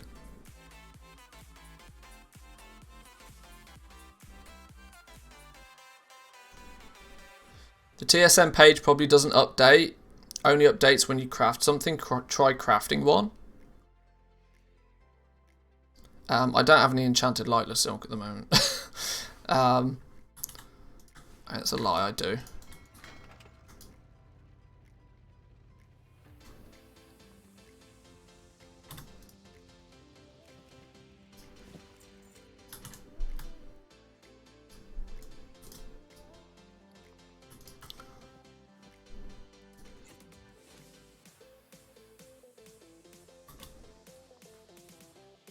Rank 2, craft.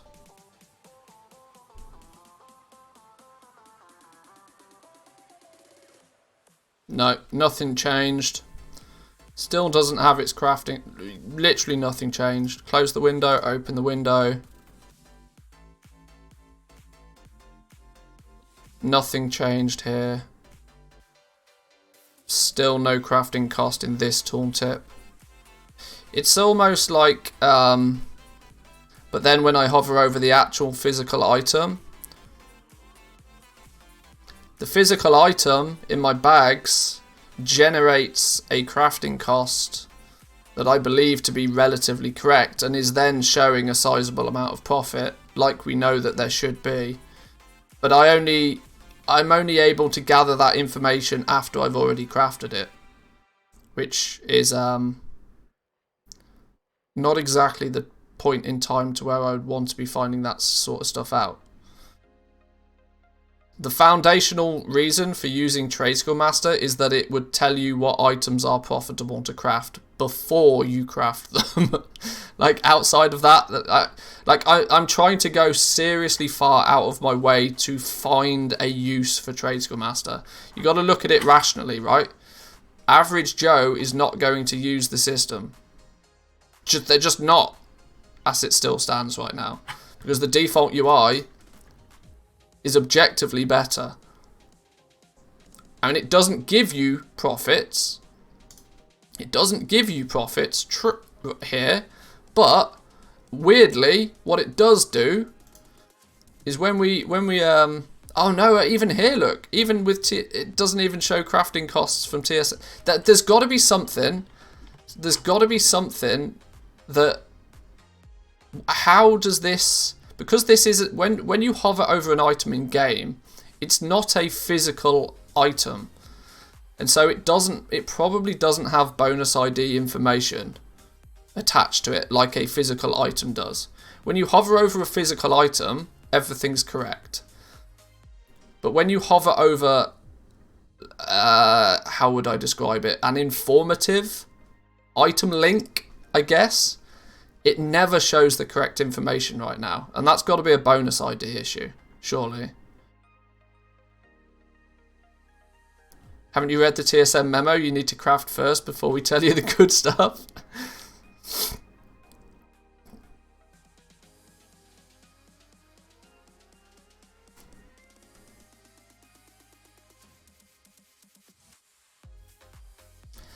LST auctioning seems obsolete before it's done. I would still say that, yeah. Yeah, I don't think putting much development time into creating an auctioning system for LST would be too valuable. But keeping focus on the restocking and the profitability and the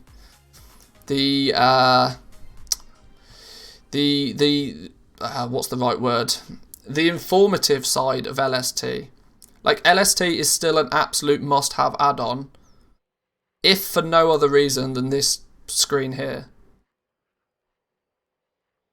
The fact that I, at a glance, want to be able to see, well, how many of a legendary do I have? Are they profitable right now?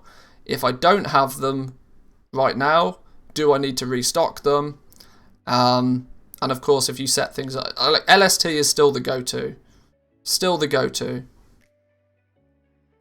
Can you die from hay fever? Asking for a friend. In theory, probably, but I doubt it. It probably wouldn't be the hay fever directly that kills you. Asphyxiation by, you know, not being able to breathe probably could kill you, but...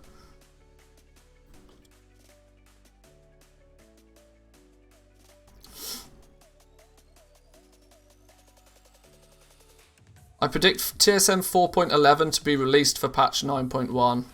Bugs and unfinished features and all, just to cash in on the influx of the player base. LST will still be valuable. Yeah. You can sneeze so much that you can't breathe and your blood vessels in your face burst. Possibly. Possibly.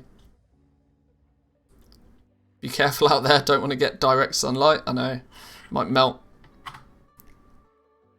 Gumdrops wrote in the Discord that the update of crafting cost of the ranks is still to be implemented.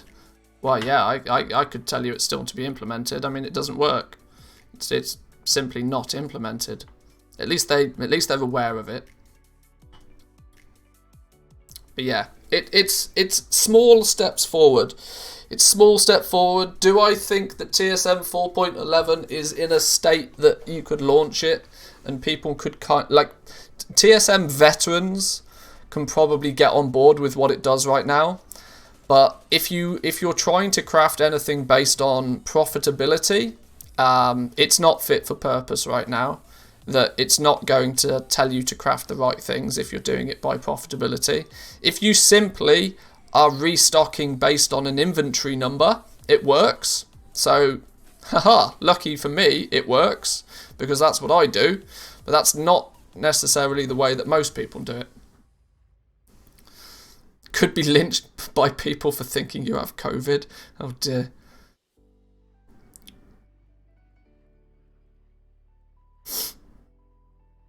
But yeah.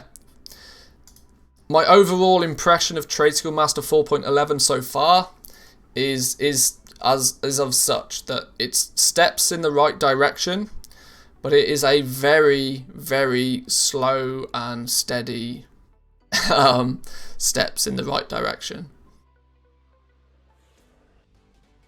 My biggest critique would probably be the fact that the UI is objectively bad, because it takes twice as much effort to do the exact same thing with TSM than what it does with the default UI. 4 clicks to do something over 2 clicks.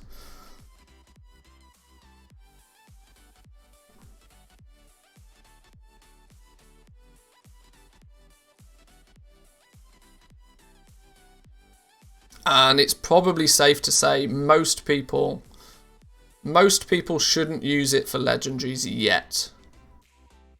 What 4 click? For example, if you're look at the example I did was like Shadow Lace hand wraps. With the default WoW UI, if I want to craft Shadow Lace hand wraps at item level 168, what have I got to do? Right, let's work out what you got to do from the beginning. From the beginning, open the profession, select the item, set the item level, that's 3 clicks, select crafter's mark, 4 clicks, I'm ready to click create. With TSM, let's assume that the TSM window is already open for reference. You open the profession. You select the item. You click the optional reagent button. You click the increase item level button. You click the crafter's mark 2 button. I've run out of fingers. You click the add reagents button, and then you're ready to click craft. It's a longer process to use Trade Skill Master for default crafting than it is to use the default UI.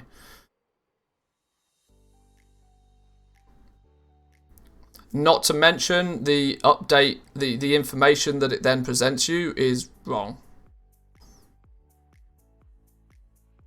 So the main problem is that even if it works, there's currently no way to check if the math is even right. True.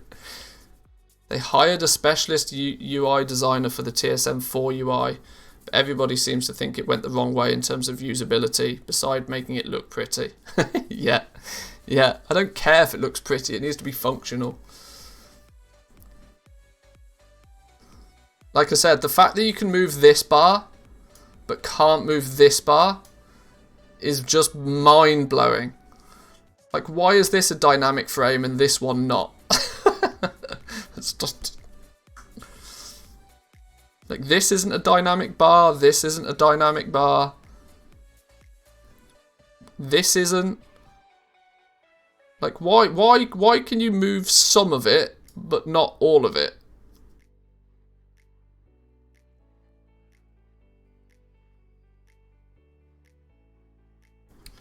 Well, yeah, you've got user experience and user interface. Yeah, they are slightly different roles, but sure.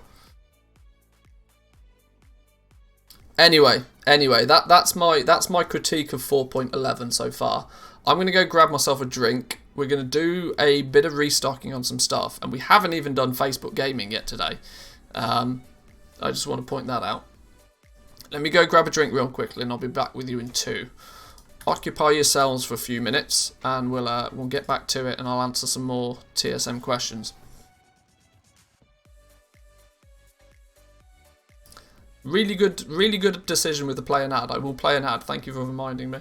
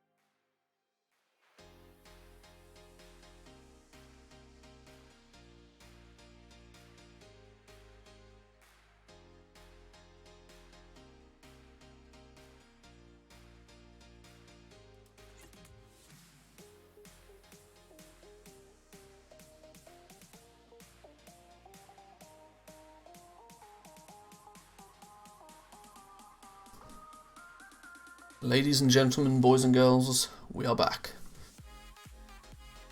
What we saying, what we saying? Usability over making it look pretty.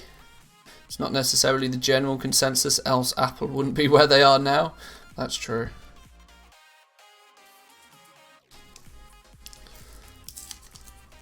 For me, it's simple stuff, right? You got to ask yourself the question, why am I using this add-on? Because if this add-on is not providing me any benefit, then why am I using it? Like, people wouldn't use deadly boss mods if it made the boss fights harder and longer. They use deadly boss mods because it makes the boss fights easier and quicker.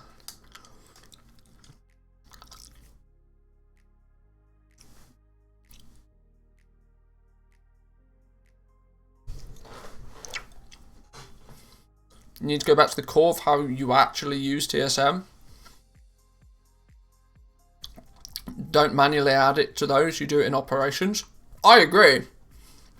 I agree that if you're not using the operations, you're probably not using TSM how it was designed.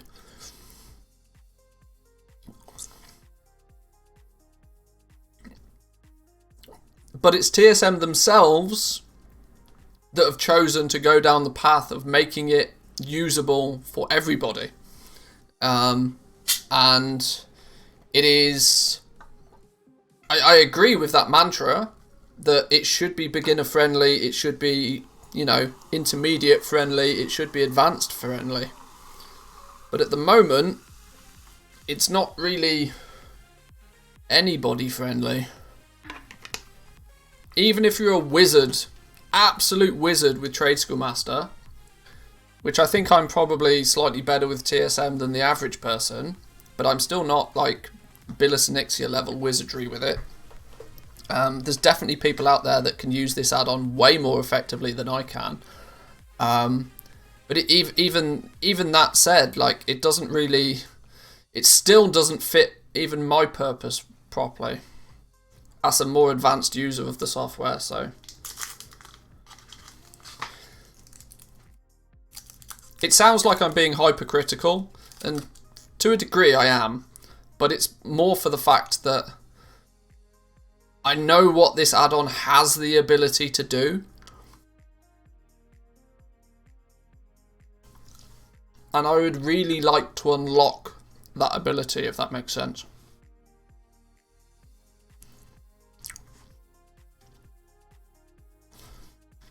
Pay a premium price, expect a premium product.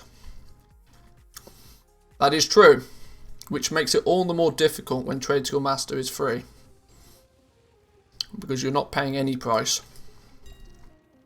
Unless, of course, you are a TSM Premium member, but then they would very clearly claim that you are not buying the add-on, even though technically you are.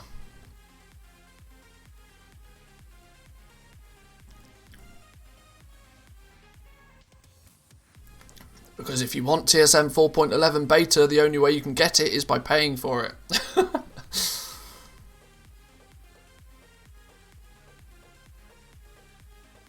I genuinely feel that the beta is probably being used to drive some revenue. It's probably the case. There's probably devs at TSM that need to be paid. And they're probably using the beta as a way to generate some revenue, because they know full well people like myself, like Samadan, some of the other big name streamers out there are going to, you know, promote the living crap out of it for them, and it will probably drive a lot of TSM Premium subscriptions, I would imagine.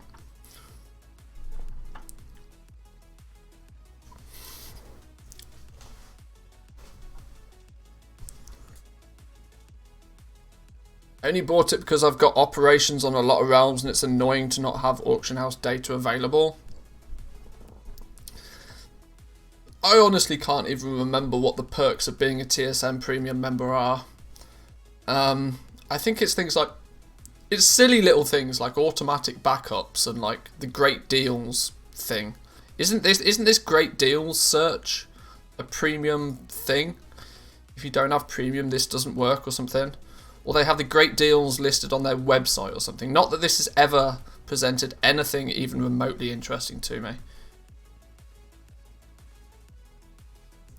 This is the premium function? Okay. Yeah, I mean, I wouldn't be paying for this. This is trash that just happens to be cheap.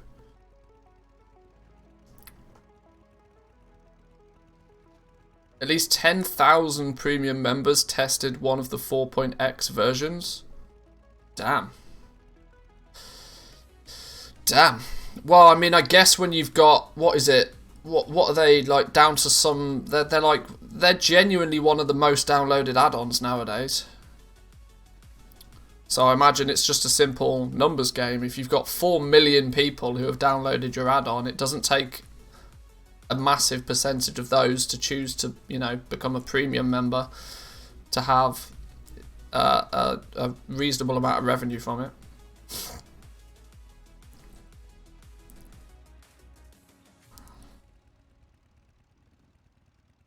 Anyway, we will keep from this point on. I've given my sort of overview of where 4.11 appears to be. I am in no way, shape or form ever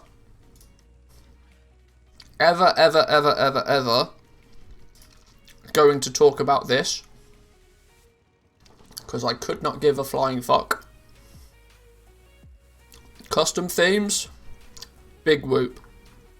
That's about as much as a review of custom themes we're going to get.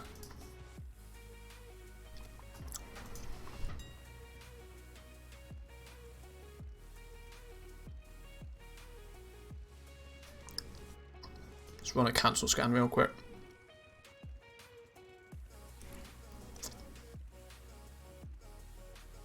Blizzard will somehow cripple TSM more and more until they just put in their own version. It takes a lot. It takes a lot for Blizzard to try and implement a third-party system into the game themselves. Not that it hasn't happened. I mean, it's about to happen again with Raider.io. But of course, you look at the scale.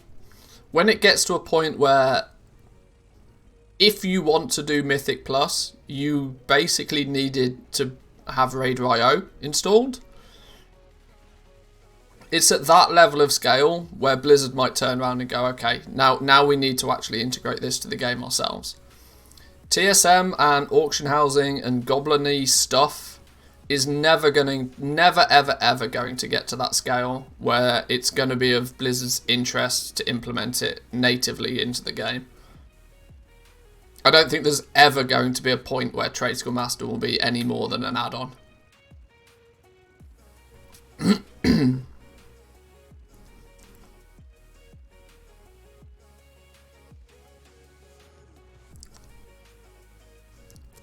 Can you enable color bases on class? Told you we're not going there.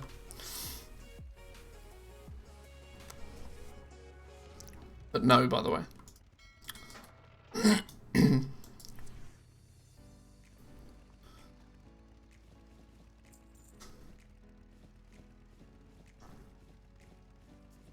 Blizzard doesn't need to make a better or full version of the add-on, just take a part of it. I mean, the thing where add-ons really come into their own is the additional data that they can give you over the default UI. So I'm gonna harp back on about it, but that's where Legendary Stock Tracker does a really good job, right? For me, at least, the big benefit of LST is this screen here. The fact that at a glance, I can see a lot of information about the legendaries, and there is physically no way to get this without this add-on, which makes it, in my eyes, a necessity. Trade Skill Master started off by doing that. That they added functionality to the game that was not achievable by the native version of the game. But it's drifted further and further away from that. It took nearly 20 years to update the original auction house in any single way. They're not touching the functionality again anytime soon. Yeah. It was updated in BFA. It will be at least 3 expansions before they'll even consider doing anything else.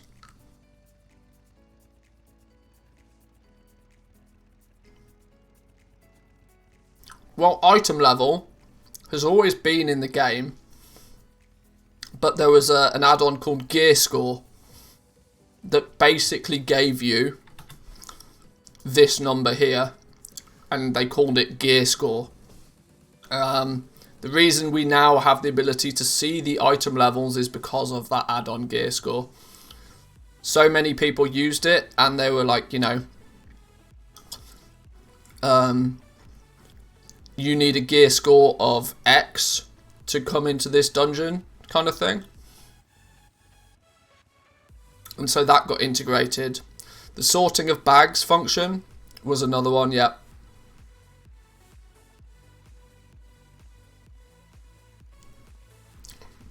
I can't off the top of my head think of anything else, but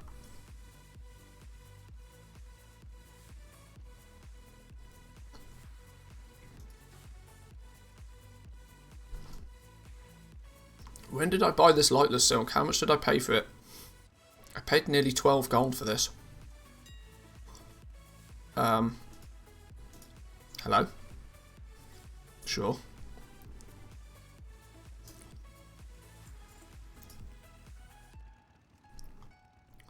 Callous hide at 2 gold apiece. Callous hide at 30 gold apiece. Go on then.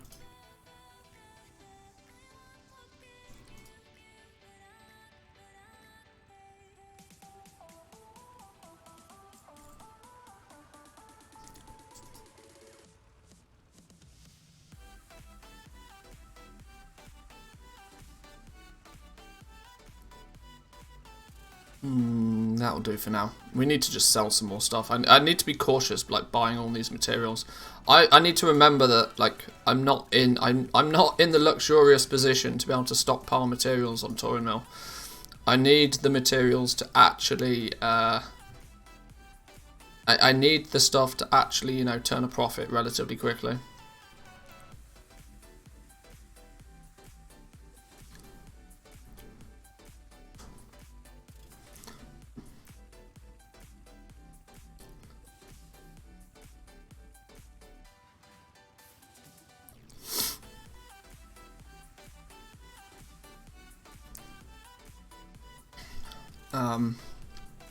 I think we're good on here for now.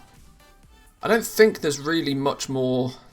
I'm just trying to make sure that I've covered every angle of the TSM update.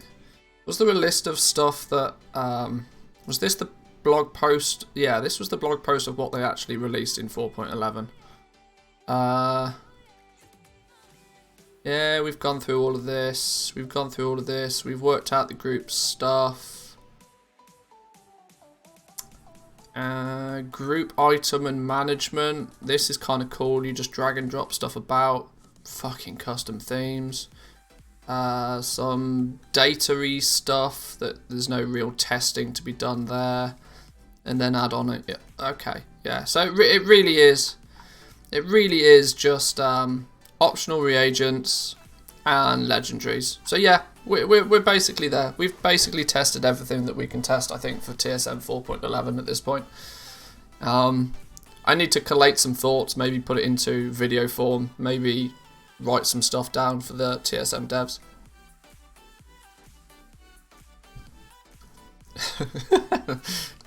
Goddamn custom themes, man. I can't believe 6 months after the launch of Shadowlands, without having a TSM update to support Shadowlands, I cannot, the audacity of trying to claim that this is a feature just blows my mind. People are going to look at this and they're going to be like, this is what you've been working on for 6 months? It's just delete this section. Delete this section here. It's like, it's offensive to yourself. Anyway, and there's my rant. It's been 8 months, whatever. At this point, I've lost track. But yeah, you're actually right. It is. It's closer to 8 months. Damn. Gumdrops needs a 4th yacht. Fair play to Gumdrops though. He's got about 6 jobs already.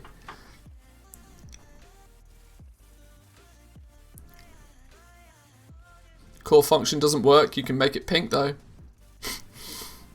Say, I didn't say that. You said that. Okay. Okay. Let's get back to doing something slightly more creative. That's slightly something more creative. Facebook time. Facebook time. It's Tuesday. We need to make sure that we've done all our Facebooking. Let's get Facebook gaming out of the way real quick. We usually do this at the start of the stream.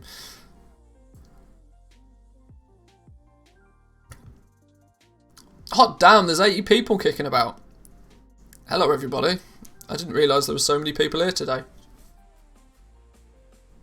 This is probably not the best thing to be doing when I've, you know, all of a sudden got 80 viewers, but sure.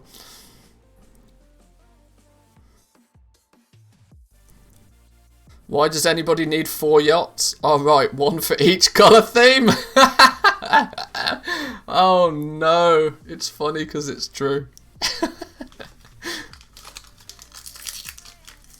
1 for each custom theme.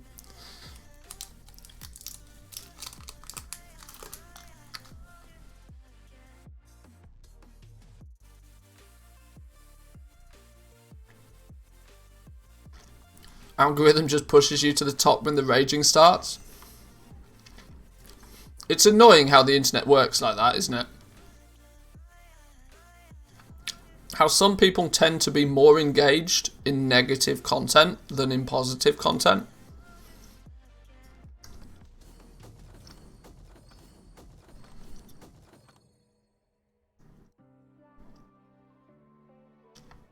Take clothes off and stream from a hot tub, then you'll get more viewers. Yeah, I know. I should really sell out way more, shouldn't I?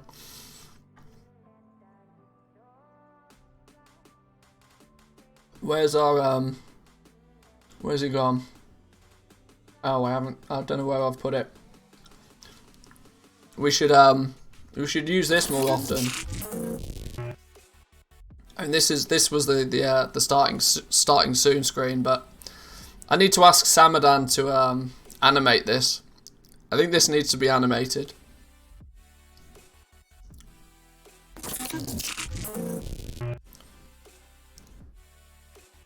Yeah, that's what I'm talking about. There we go. Right, let's get some dudes out doing some missions. At least getting my companions leveled up is a priority right now. Bonus XP, yes please. 1, 2, 3, 4, 5. Off you go. Zoom now. Anima mission. Yep, go on then. Cheeky anima mission.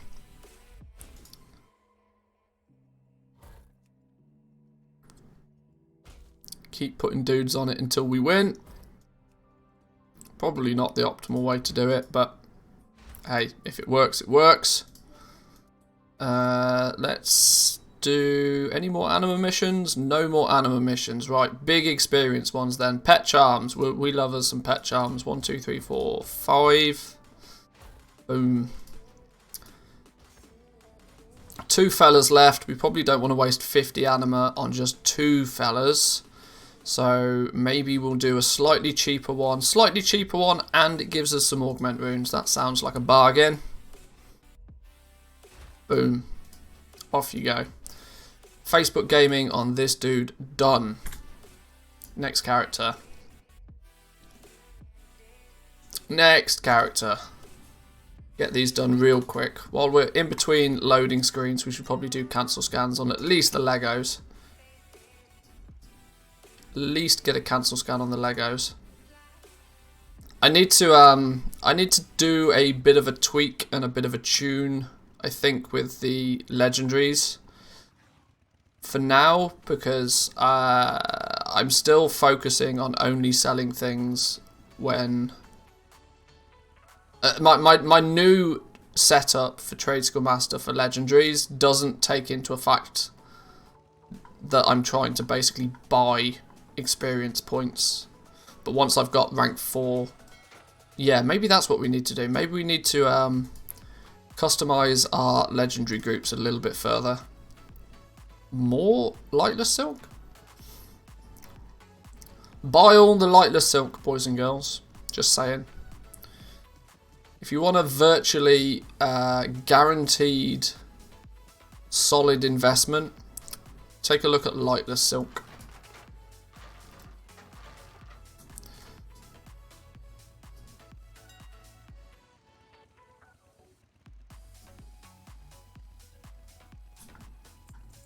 Because nearly everything right now, you can see it's below minimum price, so we're just posting it at our minimum price, which is fine, but I need to Zerg turnover a little bit more from legendaries right now. Because my only revenue on this realm is coming from enchants and crafted gear.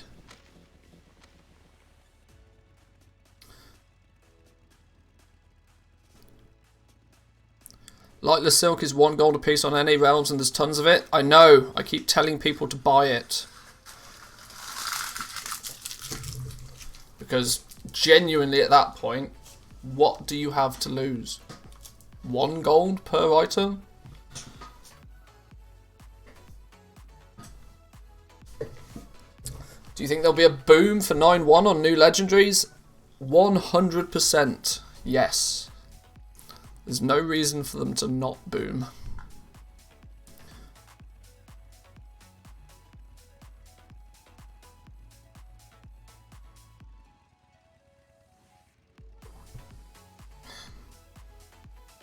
Most items seem to have stabilised since the last crash a month or so ago. It seems to be a good time to start stocking for 9-1.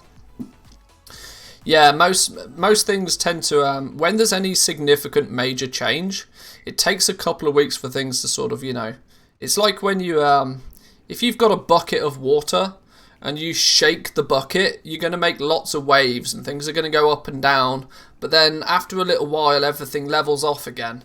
Now, basically multi-boxing bans and changes and bot wave bans was the shaking of the bucket, but we've not had any shaking happen for a while now, so things have kind of stabled out a bit. Which makes it much easier to make an educated decision on things. If necklace essences are really cheap on your server, buy. Both rings and necklaces are going to be BIS Lego slots for many specs. Yeah, I think that to be true.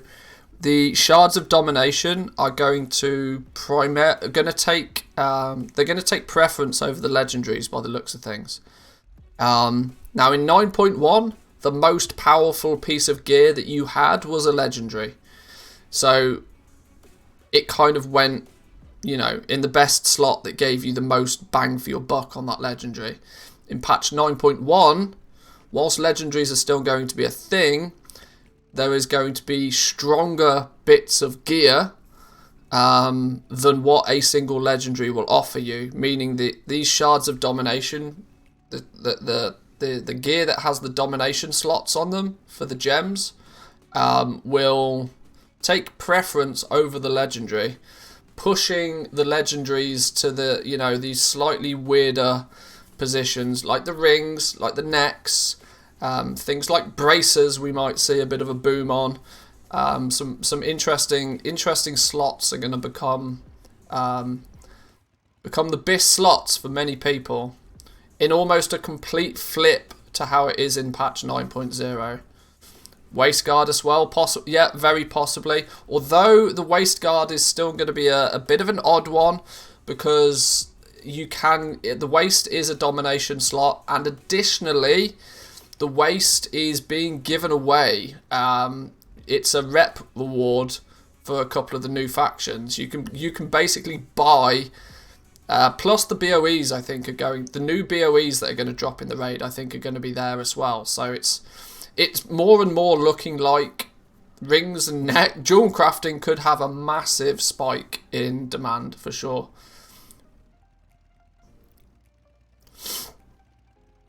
Problem with the new legendary powers, they're just bad. People are complaining that they will stick to their older powers. At least then they upgrade their older ones to rank 5 or 6.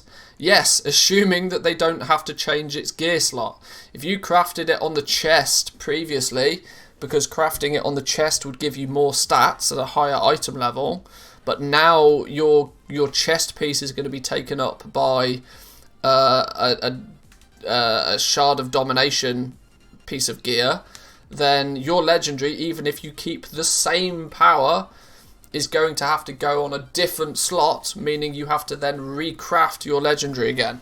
Because Blizzard have come out and said, the Ian Hazakostas interview with Preach a while back said that they are not looking at any like reforging or refunding of the legendaries that have already been crafted until at least 9.2. So people are going to change their legendary almost for certain for one of many reasons. Either there's a new legendary power that just becomes better, or their current power is better suited in a different item slot to where they've got it crafted right now.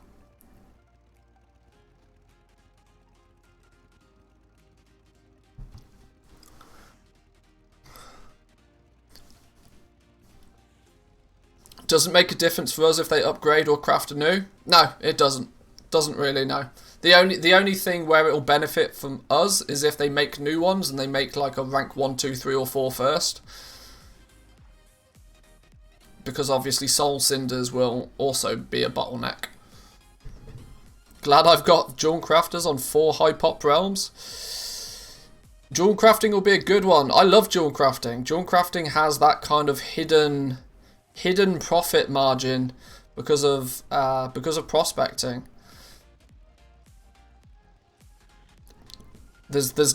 I mean, most people understand if you buy a piece of leather that you need to then sell that piece of leather for more than what you bought it for. When you add in this kind of, weird mechanic known as prospecting, that you put in one material and out pops different materials, what happens in the middle is a bit of an unknown to many people, which is where the people that do understand the numbers can really take advantage. And the biggest trick with jewel crafting is being able to utilize all of the materials, even the quote unquote waste materials. If you can find a good use for the Umbriel, the Anger's Eyes, and whatever the other one is, if you can find a good use for the base gems, you're onto a win with jewel crafting.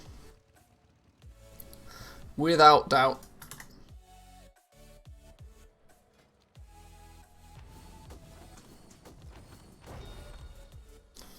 We pretty much don't have any jewel crafting essences on the auction house anymore. Oh dear. Oh dear. Start looking at the price of your Elythium ore. Start looking at the price of the Lacerite ore.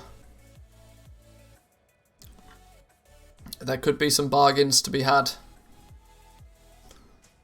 Aren't gems required in the new crafters marks? Yeah, but in like discussed... Oh, in the new crafters marks, yes, but like 4 or 5 at a time.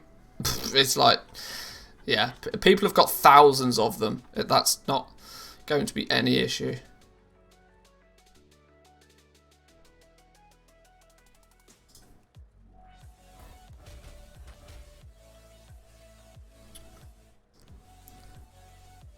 Just sold rank 1, 2 and 3 of a Grim-Veiled Robe 9 months into Shadowlands.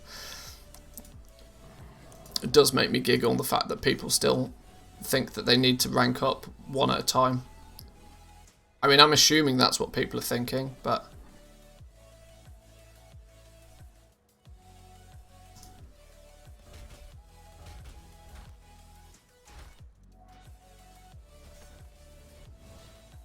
$900, $1,200 here. We'll take a 1,200 mission.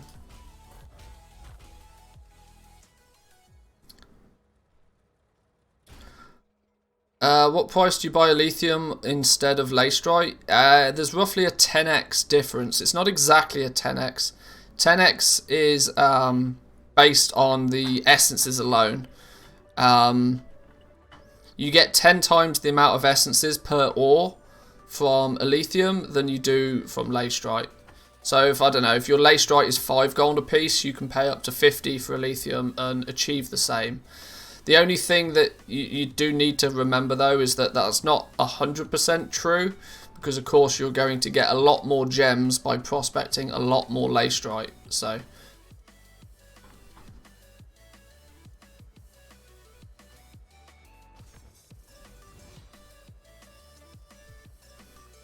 time to start gearing the hunter. Start by leaving the Necrolords. Hey, my hunter's still a Necrolord.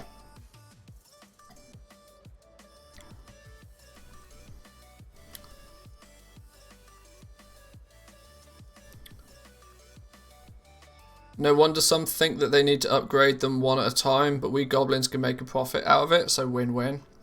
Yeah, the whole legendary system. Like I genuinely feel for the average Joe when it comes to legendaries in patch 9.1.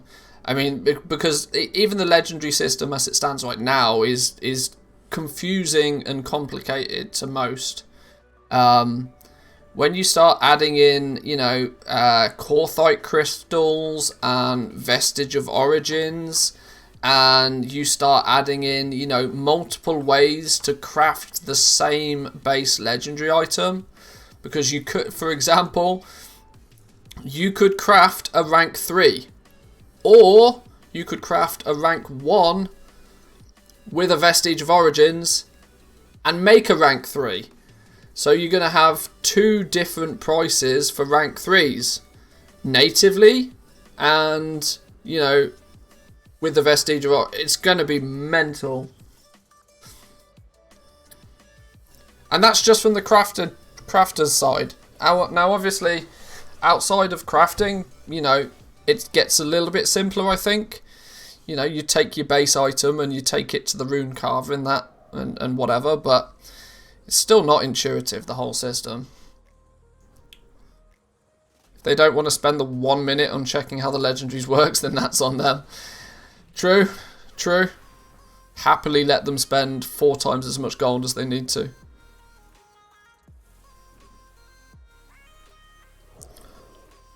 Let's see if we can get this one completed with these fellas.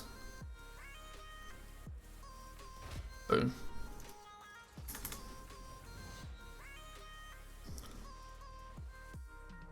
There's no way Vestige is going to be cheaper or more time effective in the first few months. No, that is true. But long term, it will throw a bit of a spanner in the works. And that's only true to say if the system stays the way that it is right now. I'm really hoping that they up the supply of Korthite crystals, because the numbers don't make much sense the way that they are right now. Needing 40 Korthite crystals to craft a rank 5 legendary, when the average player can probably only get, through somewhat consistent play, 10 a week. The simple maths of that doesn't make sense. Funny thing is that some idiots are going to use a Vestige on a rank 1 or 2 in the first few weeks. That also wouldn't surprise me.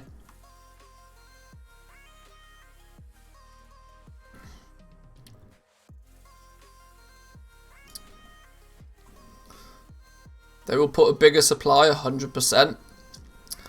We don't know. It's weird that they seem to have balanced the material values. We don't know. Like I said, I'm in a position. A goblin shouldn't really care either way. But I try to look at things from a broader scale. Like, I don't care if it's 40, 400, or 1. It makes no odds to me. I'll just adapt to whatever it is.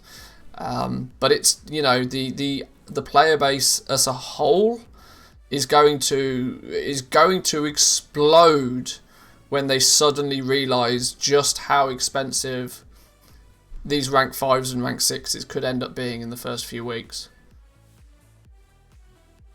Salt is coming. Yeah. Yeah. It was funny. I DM'd Preach the other day and just like gave him the heads, just checked with him that, because he did his video on the fact that, you know, people might need to recraft their legendaries. And I DM'd him just sort of saying that, you know, that they've rebalanced the materials for the legendaries as well, and that they could be stupidly expensive to craft. And his reply was quite funny in terms of that he said, yeah, we spotted it, but there's too much toxicity at the moment anyway, so we haven't reported on it yet. So even Preach knows it's going to be a touchy subject when he's actively choosing to not tell people about it because he knows it's going to go down like a lead balloon. That made me giggle. 500k rank 4s and people still bought them in droves. People were gold capping every week. But the start of an expansion, people seem to be more willing to do that. People are far less willing to do that when they come back to... Because can you imagine, right? If you took a break in patch 9.0, which is totally understandable, you consider coming back, and after spending, let's say, 200,000 gold on your legendaries in patch 9.0, to come back in patch 9.1 and have to spend that 200,000 gold on your legendary again, because you're within a matter of months your old legendary is now useless. How does that make the average player feel? This was a legendary item. They assumed that these legendaries were going to carry them to the end of the expansion. And it's just going to be replaced after one patch.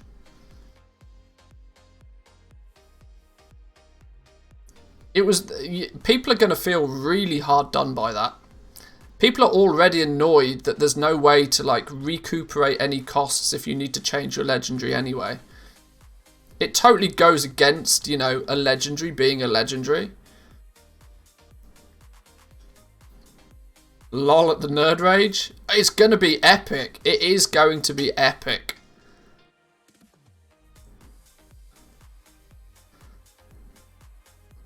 The way it looks now, there probably won't even be that much competition selling. Possibly, because it's just, like, it's more going to be a case of... people are just going to be scrabbling around for the Korthite crystals. What I don't like about it is that the entire legendary system is now balanced on one material, and this was very deliberate by Blizzard. Blizzard kind of tried to do this in patch 9.0 and it failed. They tried to make it so that the arboreal shards were the universal material across all the legendaries, and that universal material would in theory sort of normalize the price of legendaries for everybody. And that massively backfired because they just didn't do the numbers before. So they didn't realize that Callous Hide was going to be mega expensive compared to Lightless Silk that is basically free. Which meant that it was actually the Callous Hide that there was the bottleneck and the normalizing material on that legendary, not the arboreal shards. Which makes me think that they've gone completely over the top in patch 9.1 by making these Korthite crystals really rare, so that they will, and the fact that you need lots of them, so that the defining material for every single legendary will be the Korthite crystal. It means that the tailoring rank 5s, the leatherworking rank 5s, the blacksmithing rank 5s, and the jewel crafting rank 5s are going to all be roughly the same price, because the lion's share of the cost is going to be in these Korthite crystals. That's why I think Blizzard have gone this direction. to try and make it so that if you want your rank 5, it doesn't matter what gear you wear, it's going to cost you roughly the same. It might be the difference of 10,000 gold, plus or minus, but it won't be that cloth wearers get their legendaries for free and rogues are bent over for 200,000 gold.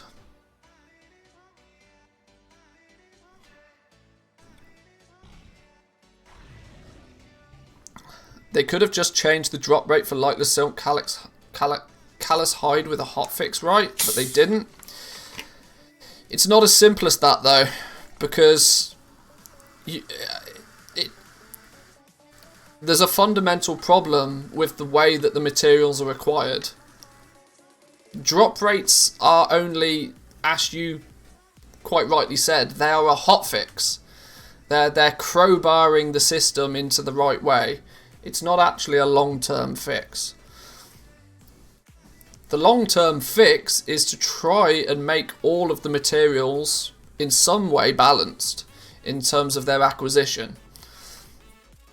But that's very hard to do when there's a lot of different materials that you gain in different ways.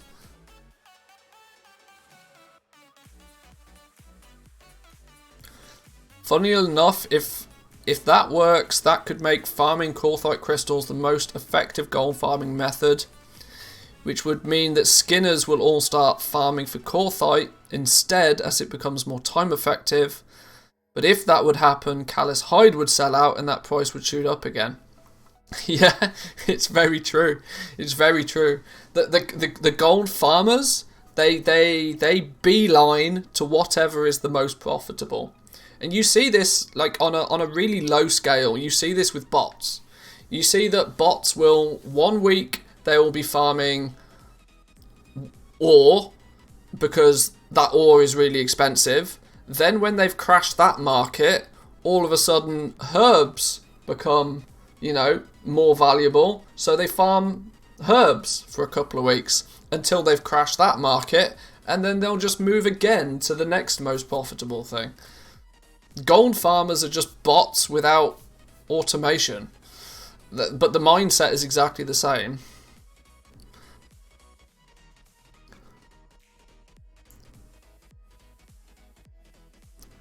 Male Legos are usually more... Okay, I just picked rogues as a class that comes from leatherworking.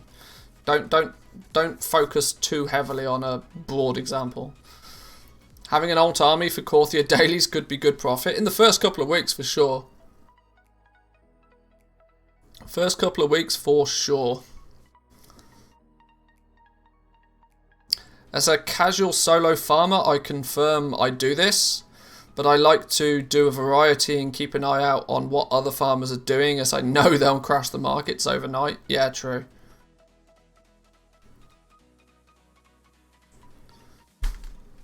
Since you won't be able to buy any materials, and even the goblin crafters won't be able to, after stocks are gone, people are going to have to farm their own materials. I do think that's going to be one of the discussions, I would imagine. If you're a raid leader, I would imagine one of the discussions you're having right now, based on the information we already know, is that you need to be running Corthia daily for your Corthite crystals to funnel all of those Corthite crystals to the core 20 mythic raiders. Maybe not at maybe not at the world first race, because let's be honest, the world first race is just pay to win anyway. Because if they need something, they just buy it. But your average guild that's looking to, looking to quote unquote compete, I would imagine that the discussions are being had that you need to be doing Corthia on as many alts as you can for things like crystals, so that you can transfer those crystals to your main character, so that you have enough to craft your rank 5 and then your rank 6. And if you're not willing to do that, you need to have the gold to buy them from the people that are doing that. It won't be a case that it won't be acceptable to not have your legendary, put it that way. which means people will have to buy them one way, shape or form, whether they go out of their way to farm them themselves, or whether they in turn, you know, just have to be rich.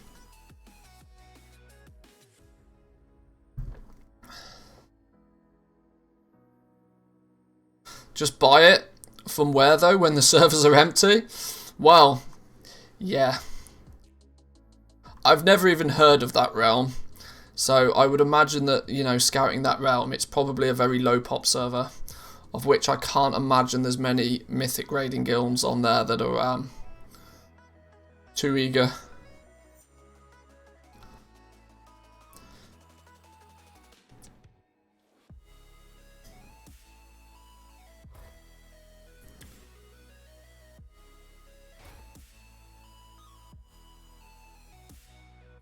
Get kicked from your raiding guild or put your hand in your back pocket? Harsh reality is that could be the case for some.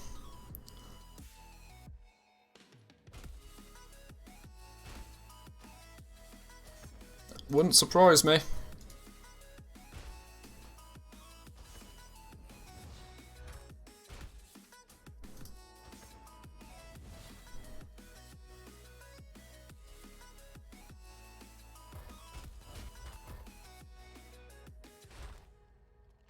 Let me just quickly bash through this mission table. We've been sat on this character for way too long.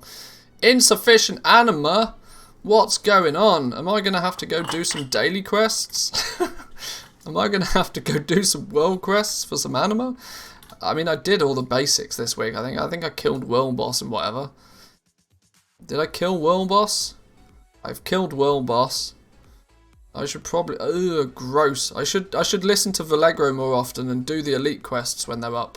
There's no elite quests at the moment. Hopefully we've just got some tokens we can turn in though. Oh god, it doesn't even look like we've got tokens to turn in. Has my Night Fae been bled dry of anima?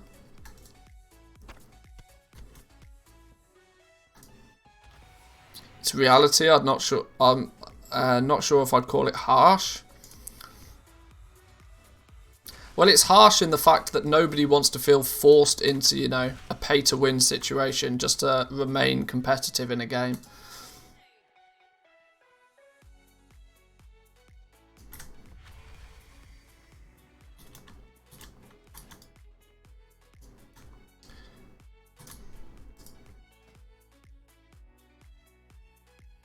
It's harsh in terms of the fact that you may have joined that raiding guild at a period of time in the game where you were able to be self-sufficient, but it may now be that for you to compete at the same level you have to put your hand in your pocket, which is the harsh choice that you then have to make. Do I then, you know, treat this as a pay-to-win game, or do I back out and try and find a new guild?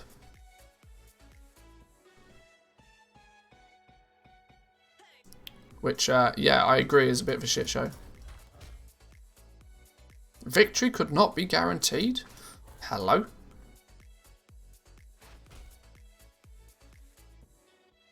What is this quest? Is this a level 37 mission? What was I trying to do? I was a level 39 mission.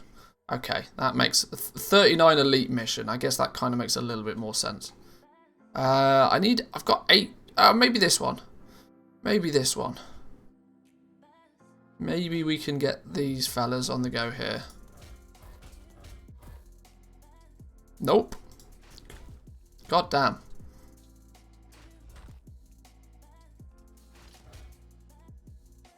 Okay. Okay, this doesn't usually happen with Night Fae. Maybe I just need to smash out some of these low-level missions then. Low-level cheap ones. Churn some new missions through.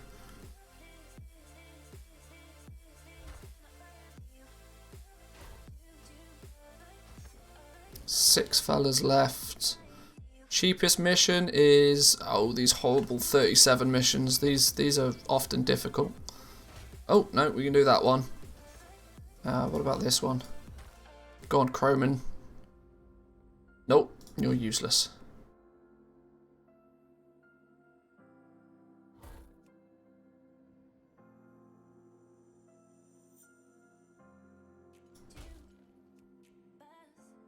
I think it's a bit of overreacting. Prices will drop in a few weeks and nobody is going so hard on legendaries in the first few weeks of a patch. I mean, I don't think I could disagree with you more so on that statement. If it's best in slot, people are doing everything in their power to get it as fast as possible. There is no way that people won't focus on getting their legendary just because it's expensive. No way. No way. Casuals maybe. But I find it very, very difficult to believe that people won't do something just because it's going to cost a lot of gold.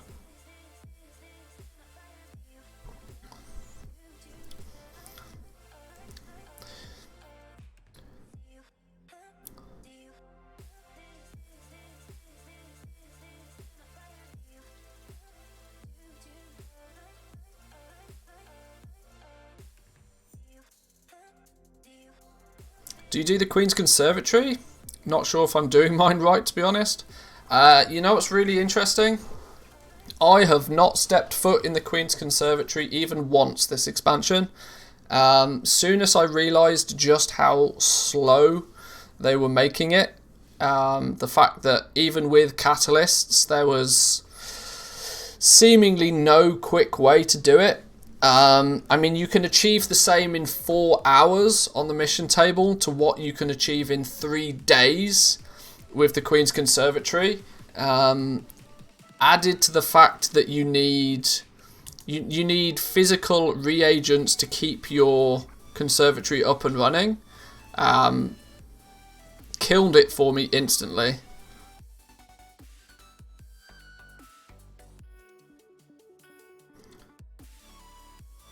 It's really just not a very lucrative system to my understanding. You do it for the mount, pets and mogs. Yeah, but you can get the mounts, pets and mogs from the mission table as well. So why would you not, you know, kill 2 birds with 1 stone? I've not done any of the faction event thingies. I think Blizzard made a huge mistake by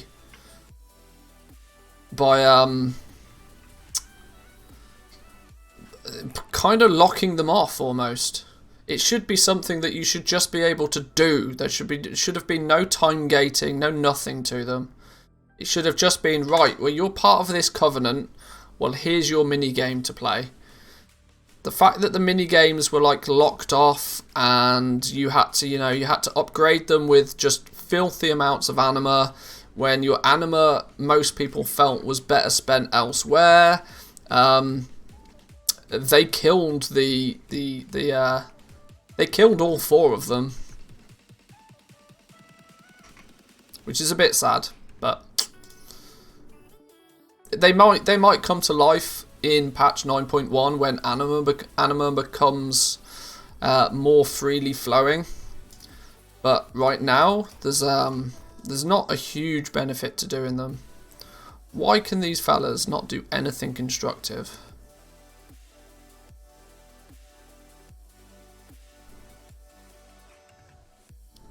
Oh well, maybe I'll just leave them. My anima is better spent by not farming it. It's funny because it's true. I'm going to step out of Orgrimmar Garrison for the first time since January.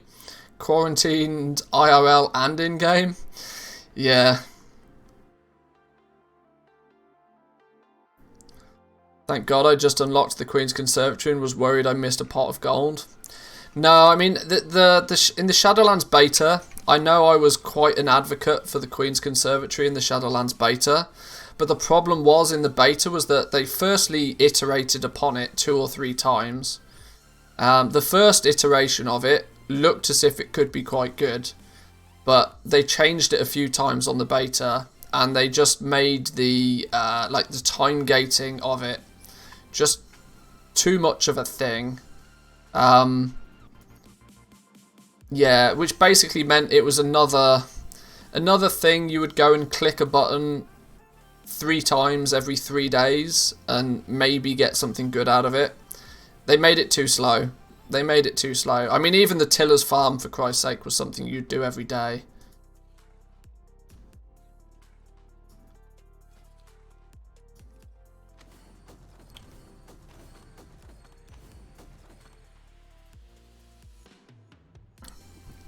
Adam, how are we doing? Welcome to you. Good to see you.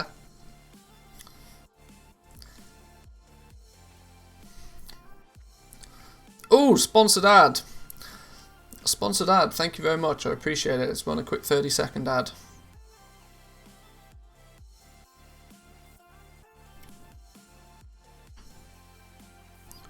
While we're doing the ad, I'll just get a cancel scan on the go.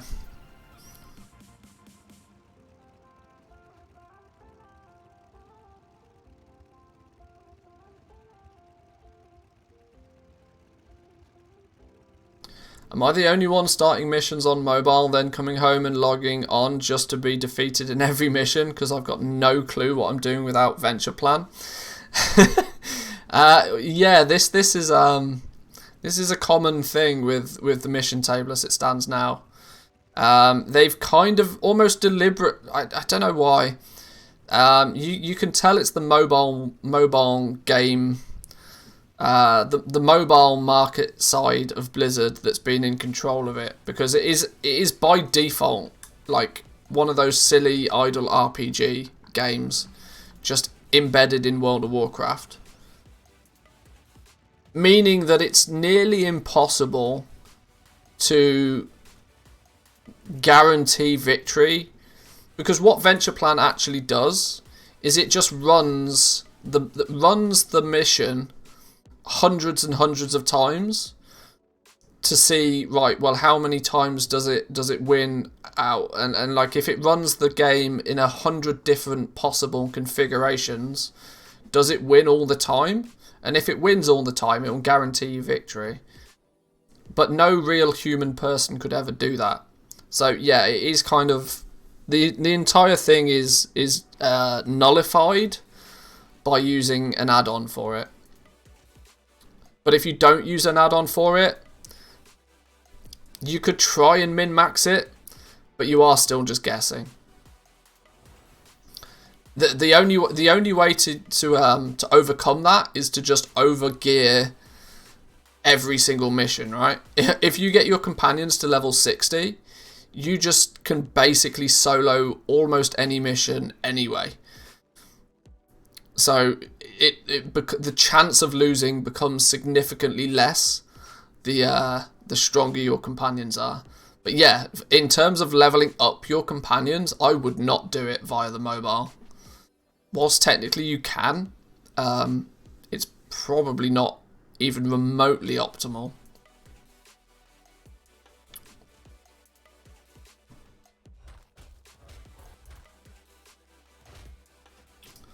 But we play with the systems that we're given. This is the system we've been given for the mission table. So we will play it the way that it's been provided to us. And if the best way to do it is to have an add-on run 100 different variations of the mission in the background and to tell you what the percentage chance of winning is, then that's the way we're going to do it.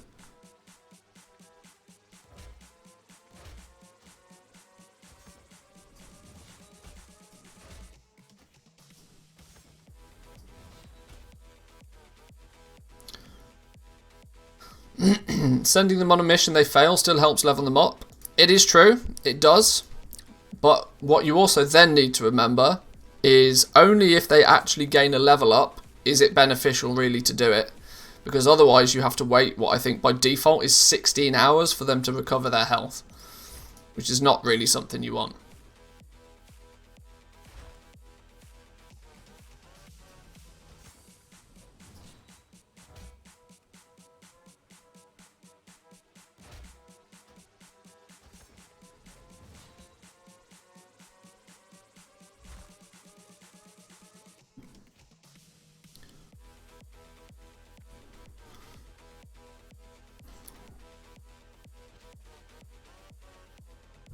Just suicide them to recover their health?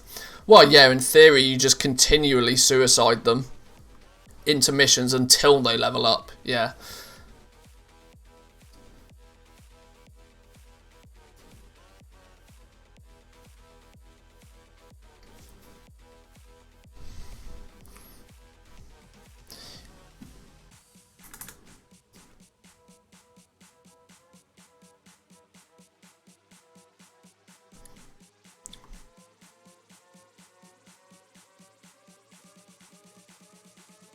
doing missions on 9 different characters, and I hate farming the anima on them all. Luckily, once I mean, I wouldn't go too far out of your way to farm anima for them right now. We can't, at this point, we physically cannot be more than like 4 to 6 weeks away from patch 9.1. In patch 9.1, you will get flooded with anima, trust me. And so getting your covenants up to make the anima table mission like anima positive will be really, really easy to do. Really easy to do.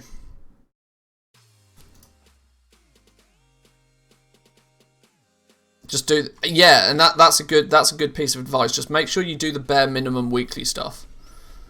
Bare minimum weekly stuff. So go out there, kill the world boss. There's 250 anima, easy game. Go do an elite quest when one pops up. There's another 250 anima. Most of the time you can join a group for those and bash them out in 5 minutes. Do your souls in the maw, because once you have 100 of them and you're capped out on souls, you get 500 anima from the quest. So there's a few simple bare bone things that you can do. That is for sure. They haven't announced the PvP end date yet, which usually means it's 2 to 4 weeks. Yeah, PvPers usually get 2 weeks notice before the end of the season. But that's not always been the case in past patches. And I think that they might be willing to break that rule, considering we've been waiting so long for patch 9.1.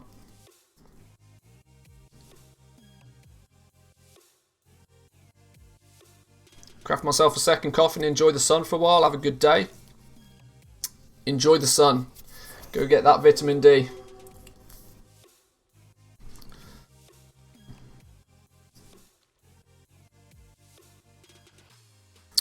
Right, the reason I'm on this dude is very simple. He at the moment is a level 47 Guardian. 47 Guardian Druid. We need to get him to level 48. We need to do the more introduction requests, and we need to get him into Shadowlands content. Just because it's one of those things that, you know, it's an optimization I haven't finished yet, which we need to do. So we're going to do some farming for like, hopefully no more than like 20 minutes on this dude. It should be really quick and easy. We got rested experience. It should be basically a joke how fast we'll... Hang on, what's going on here? What are these? These are eternal blossoms. These aren't a thing. Those aren't a thing.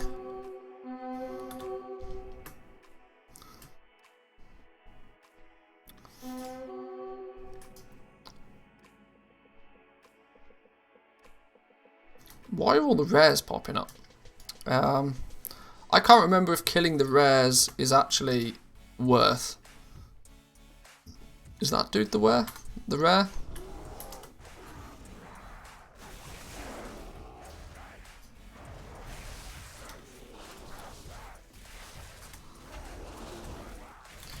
Get chests with mats from the rares. Yeah, I don't think it's worth in terms, like, from a leveling perspective, but if you get something cool off them, then that's always worth, right?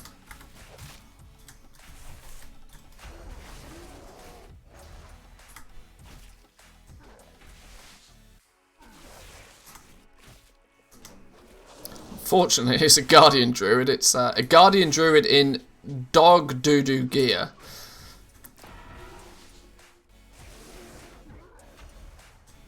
What was that? Okay, something happened there and I didn't even see what it was. There's an add-on called In Progress Missions to track ongoing and completing missions on all of your characters. If you focus hardcore on missions, that is. Oh! For the mission table.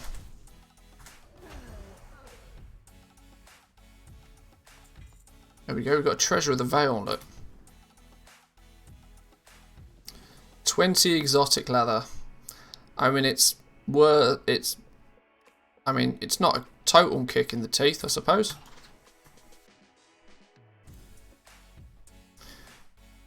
I just use the one button macro when playing Guardian. I'm sure many people do.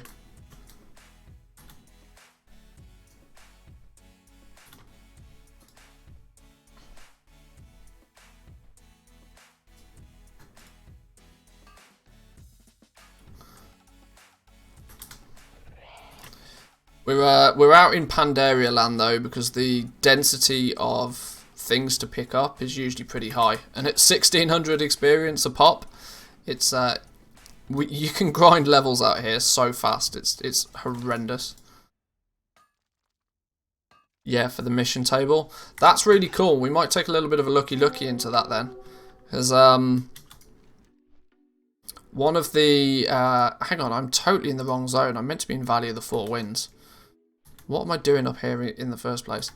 One of the things that's kind of good to remember with the mission table is keeping your dudes on missions is almost more optimal than, you know, min-maxing the missions themselves.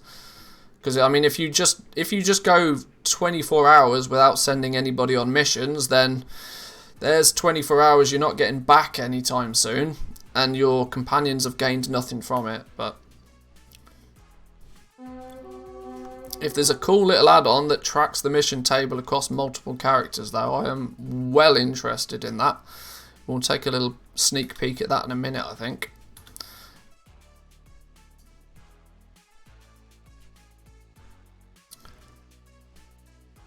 Yeah, feel free to link it, yeah. Please do.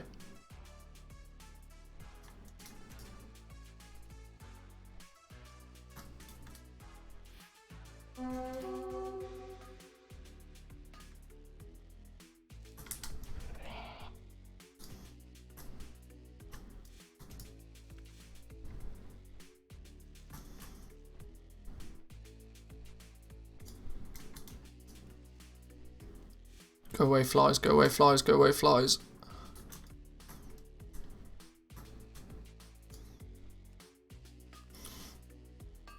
IPM. We will take a little look at that in a minute then. That sounds pretty interesting. 88,000 downloads, 88,001 now. Yeah, we might have a few more downloads for that in a minute then.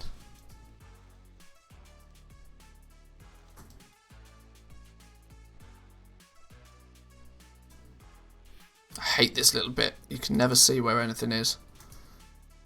As long as you can get in and out quick though, you're alright. Not aggroing stuff.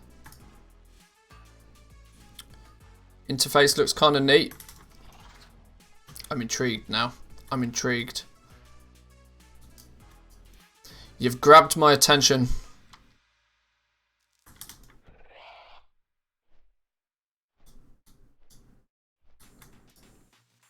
But does it have custom themes? Let's ask the real questions now. Let's be asking the real questions. Let's not mess about. Does it have custom themes though?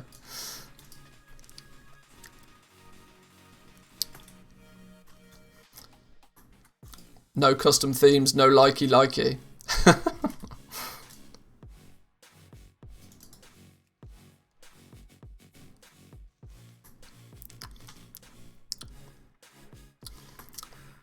Belagar, how we doing? Good to see you. Welcome. I need to drop aggro before I pick this up.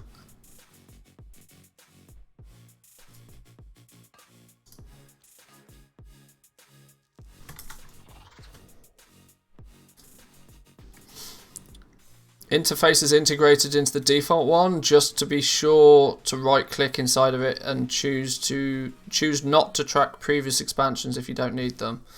Oh, so it works for oh well, I mean that's kind of a benefit if it works for past expansion stuff as well. Maybe even a double bubble bonus. Time to play an ad. You know, there's an easy way to say no to ads on Twitch, boys and girls. Do we know how it's done? I don't think I've done any selling out this stream. I don't think I've done a single bit of selling out in this stream. You can say no to ads by hitting that sub button. And you know, sometimes I've heard, it's just a rumour, I can't confirm this. I mean, I'd fully appreciate for you guys to try and put some science behind this, of course. But there's a rumour if you hit the sub button, it prevents all ads in the channel. It's crazy, right? It's actually crazy. It's a real meta way to watch Twitch, but I've heard it's pretty good. I'll give you guys an opportunity to test it now.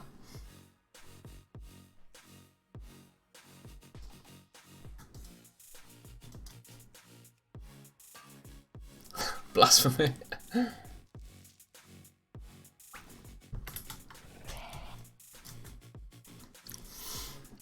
Wait, why are you farming? I thought you never farm. I only farm when there's multiple reasons to be farming. Ghost iron ore, good. Cheap experience, good. Which makes it worthwhile my time to be out here doing this. I only need to get to 48 really anyway, so.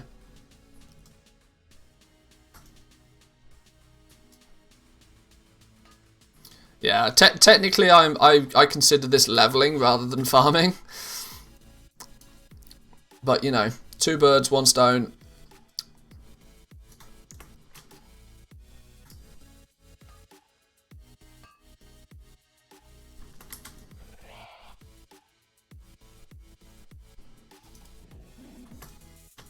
We'll just ignore that.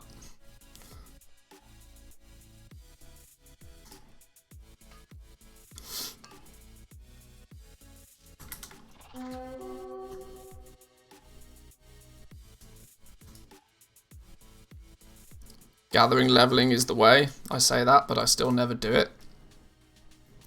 Yeah, I mean, from a goal making perspective, it's easily the most sensible way of doing it.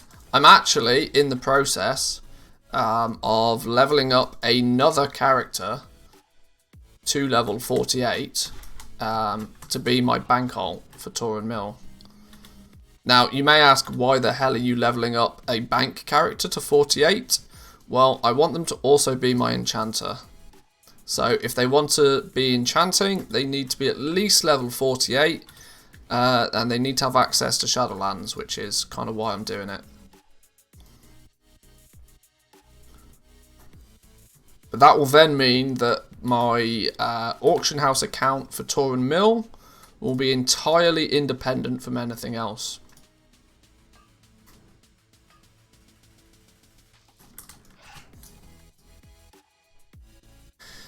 Do you want to be like that panda dude who never left the initial Pandarian area and was gaining experience by gathering and mining?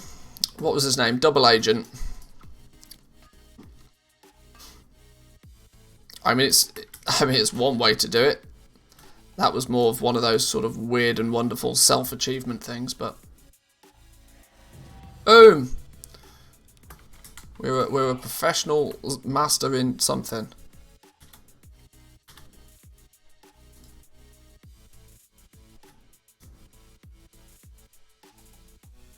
Apart from having an alt army for the new currency in 9.1, is there any other prep we can do?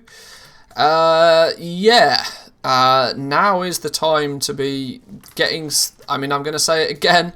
Get your mission table up and running. If you've got that level 60 character, get the mission table up and running. Build it into your routine to, you know, log on to that character twice a day. Just send those dudes out on missions. That, ironically, will almost negate the need for you to do much else, because in a weird way the mission table can gear you up as well, which is really odd. Like, you can get up to 194 gear, I think it is, from the mission table, which is more than adequate gear to, you know, have your character geared up and ready for patch 9.1 even, without really stepping foot outside your covenant. So mission obviously there's a few things that are part and parcel of getting the mission table up and running. You're going to need to get your Torghast runs in order. You can get, I want to say, 8 companions for your mission table from Torghast. Layer 5, floor 1 is the optimal way to farm those out. Getting the renown up is not directly beneficial, but, you know, it's probably worthwhile doing it anyway. Especially since you can do it very effectively now. From a goal-making perspective, just getting your professions in order. Even on your alts, for example, there is plenty of opportunities right now to buy yourself some cheap mats to level up these professions really, really cheaply. because who knows what might happen. Like, all of a sudden, something might, you know, pop off, and having a profession like already leveled up would be beneficial, right?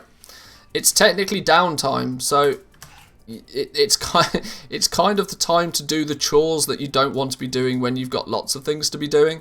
When 9.1 lands and you've got all this new content to go and play around with, the last thing you're going to want to be doing is, you know, low-level Torghast runs to get companions. You're just going to have 7 other things on your list to do. So get the chores out the way. Get your renown up to 40. Maybe even get your reps in place. Whilst not really essential, but the quicker and easier you get your reputation up with some of the factions now, the sooner you'll start grinding out those Paragon boxes. Those Paragon boxes obviously come with 3,500 gold in them each, there or thereabouts. So they're pretty profitable by the time you get them up and running on, you know, multiple factions on multiple characters. Loads of little things you can be doing just to get prepared. You need to get your renown up now. You cannot get started in 9.1 without renown. The new campaign requires you to have done, I think, the first 3 chapters as a minimum. You don't need to have completed the campaign, but I think it's the first 3 chapters, which is basically the more intro quest line and stuff. If you're level 60 already, you've probably done everything you need campaign wise. There are a few breadcrumb things you need to do. I can't remember exactly what they are though. But if it's an alt that's a crafting alt specifically, you probably do want renown 40, because you want to be stepping into Korthia as fast as possible. Because the sooner you can get your hands on Crafter's Mark 3, and in turn Crafter's Mark 4, the more opportunities will present themselves to make gold once 9.1 goes live.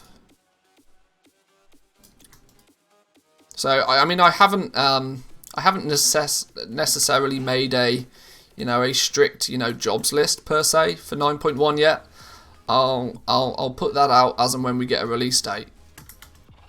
But there are a multitude of things you can sort of start chipping away at, really.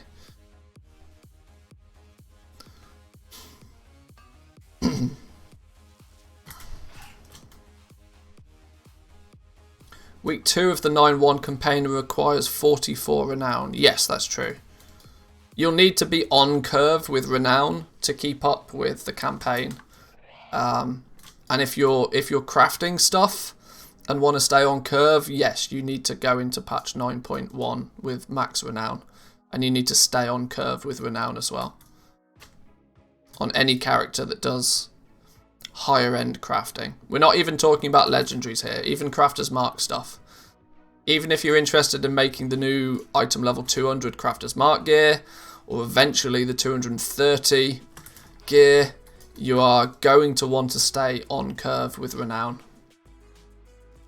on that character.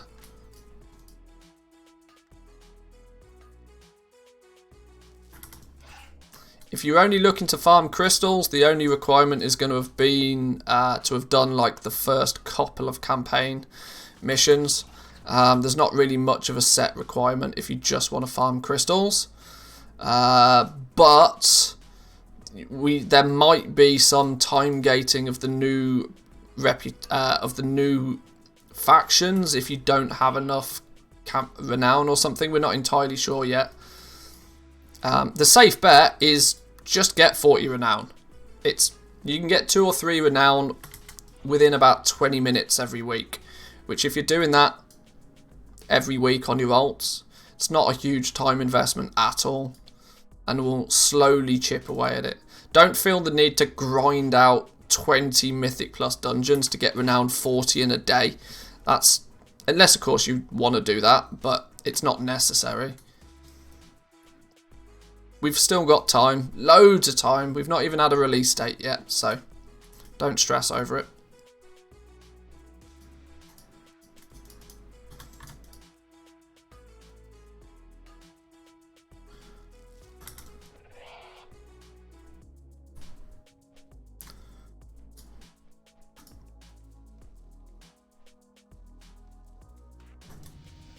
Boom, level 48, there we go.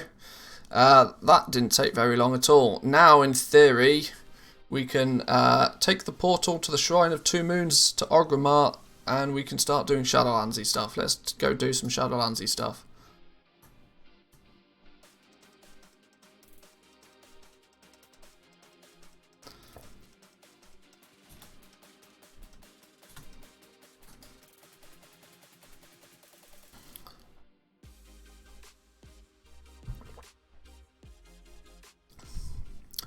I'm wondering actually if maybe it's nah, we'll just get straight to it. I was wondering whether it would be more optimal to because I know technically you can go to Shadowlands at 48, but whether I should maybe, you know, grind to 50 first, because gearing leveling with rested experience with gathering is so easy. But no, we'll just get straight into the juicy stuff. So this is now going to be our third character that will be Shadowlands ready on Torin Mill.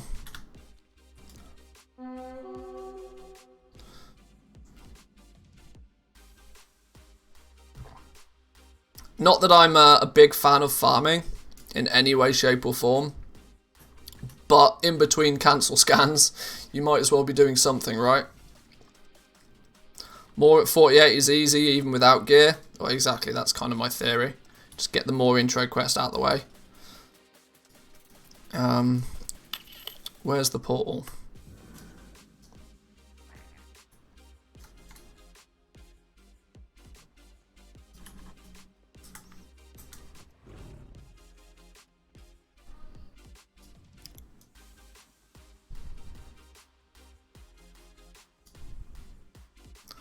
Portal to Orgrimmar.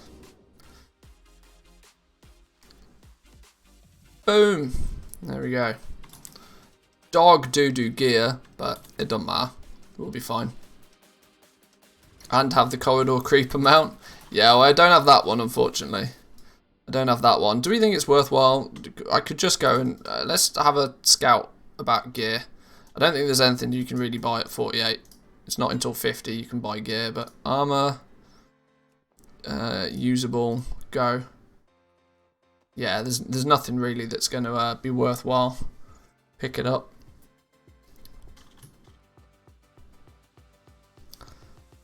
I mean, you can gain a few item levels, but nothing really that is going to... Although this level 57 gear is cheap enough, we could buy a couple of bits of this if it makes sense. Although our heirlooms are actually basically the same as this. Well, we'll have that.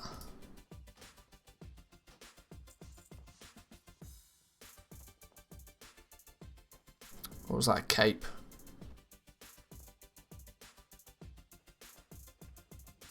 Yeah, not bothered by any of this. Or just be a druid. Exactly. Exactly, just be a druid. Easy game.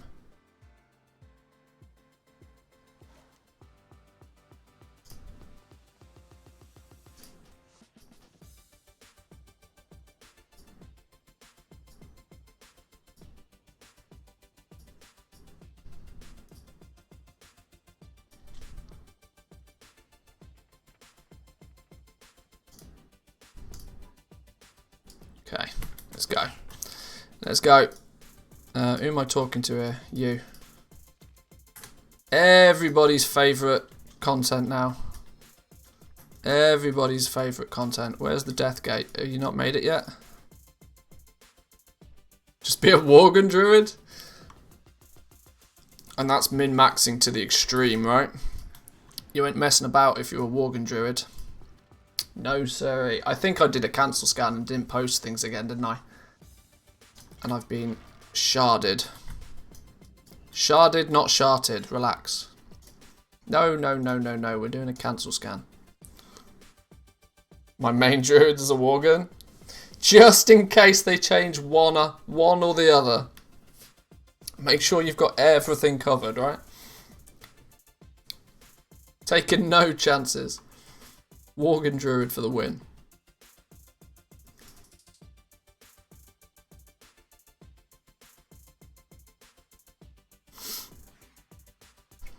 yeah, it's very much feeling like I did a cancel scan and forgot to post things again. Derp.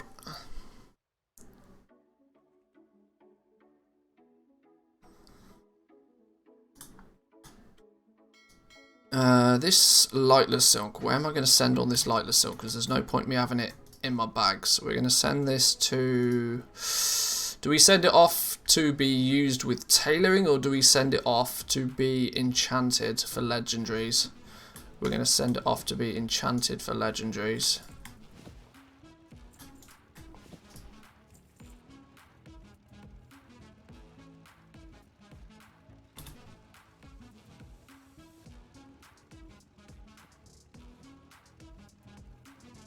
Along with these stray materials as well. There we go. Grab some stuff.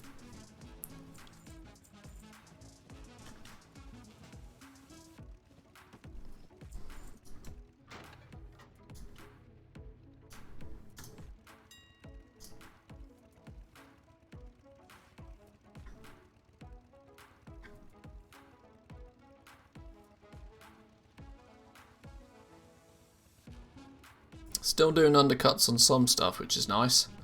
Legendaries, not so much. Oh yeah, I was going to fix my legendary operations, wasn't I? Yeah, I really do need to fix these legendary operations. I need to Zerg turnover more than I need to Zerg profit. Maybe we'll get to that. Maybe we'll get to that. Let's get this druid into Shadowlands first.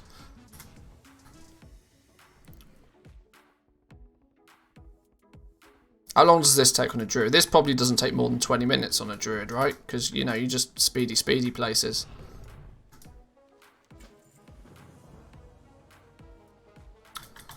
I spend half my time waiting for Bolvar to say his piece. Stopped posting legendaries outside of Wednesday to Friday. The quantity of legendary sales at the moment is disgustingly low. I don't blame people though, right? Like who with a sane mind about them is upgrading their legendary right now?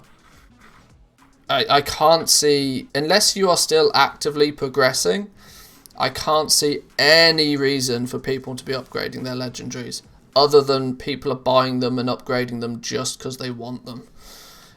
There's no real logical demand for them right now, which is which is causing very few sales. Throw some competition on top of that, and it's not a good time for selling them.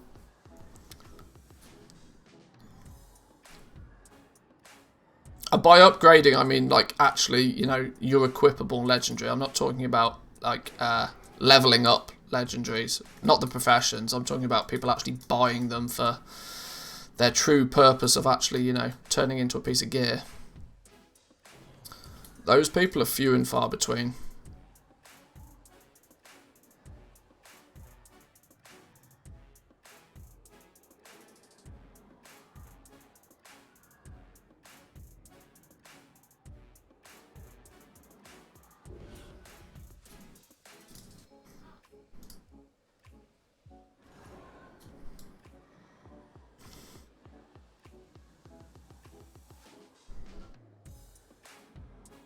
Come on, Mr. Druid. Speedy now. There we go. Is that what, last one now? Last one. Give me the... There it is. You only have to be close-ish before you can click it. Yeah, I've realised that. Another druid, eh? Well, this is our farming druid. Not do I feel he's going to see much love. But, you know, it's one of those mini things that I just need to tick off the list. And additionally, he might become my enchanter for a few days.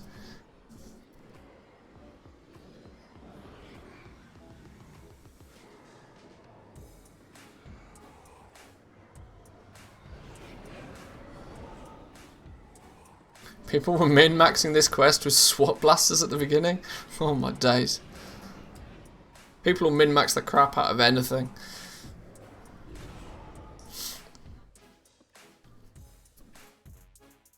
How much soul ash do you need to upgrade your Lego from 210 to 225? Honestly, at this point, I can't even remember. Genuinely can't remember. I mean, it's a week's worth of Torghast, whatever that equates to. Give or take.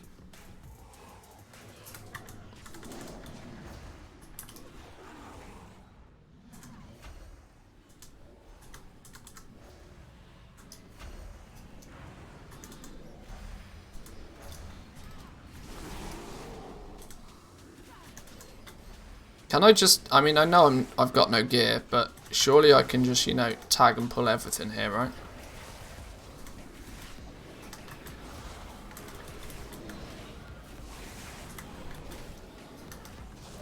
Isn't that druid life? Just tag and pull everything.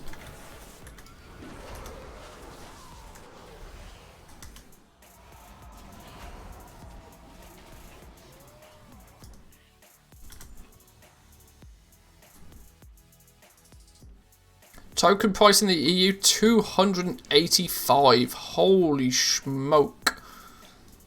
That is a lot. That is a lot, boys and girls. I mean, it's kind of counterintuitive to a gold-making stream, but my days. If you want to spend some real money and get some gold really easily now, Jesus, you can easily achieve it with the current token prices. Like I said, it kind of goes against the mantra of the stream somewhat, but we've not seen prices like this since Legion. And that was because everybody, you know, had mission tables like on the go. 12 alts. Nobody had the necessity to nobody needed gold for anything in Legion. And so people just farmed up loads of it. Nobody bought tokens. The token price went out of control. And we're already there, like, less than a patch into Shadowlands. Doesn't bode well. Oh, hang on. We need to rally more dudes. Can I just click on you to rally you? Go on. Be rallied. You will. There we go.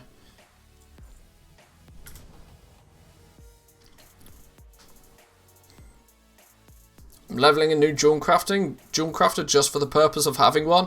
I think getting up and running with Jewel Crafting I think is going to be a bit of a dark horse for legendaries, I feel. Getting on board with it early days might be really sensible. The more I see about the state of gearing in 9.1 only leads me to believe that the off pieces are going to be very popular for people's legendaries. So rings and necks become a primary focus in that. Use the horn. Have a horn. I forgot the horn was a thing.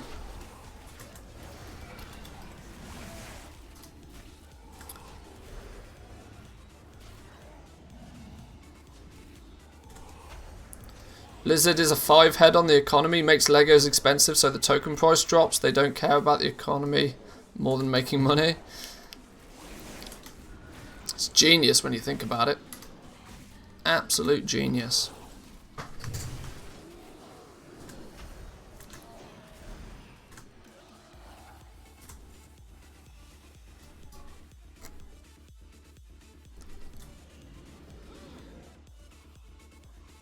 You know, the funny thing is, the price I was buying tokens for at the beginning of Shadowlands now means that if I was to take that Blizzard balance and buy tokens with them now, I'd come out net positive.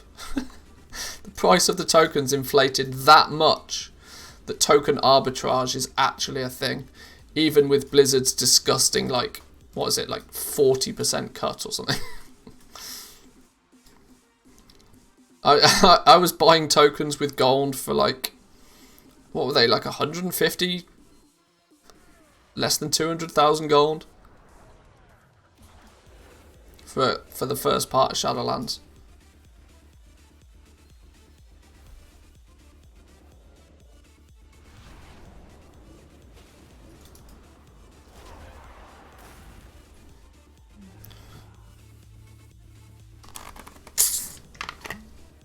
Come on, Jaina, let's roll.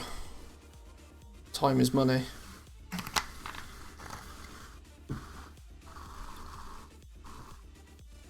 Follow Jaina. She's not moving.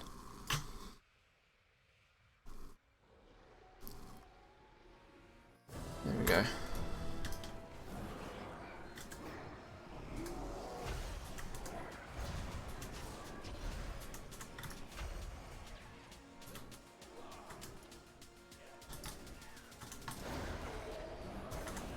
Right, I think that's a tag on all of them.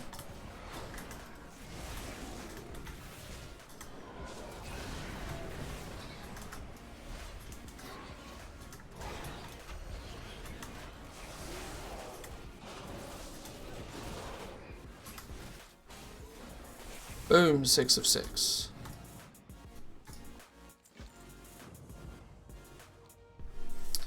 I forgot just how good this intro is for experience, actually. I forget that you kind of gain an entire level from doing this intro quest.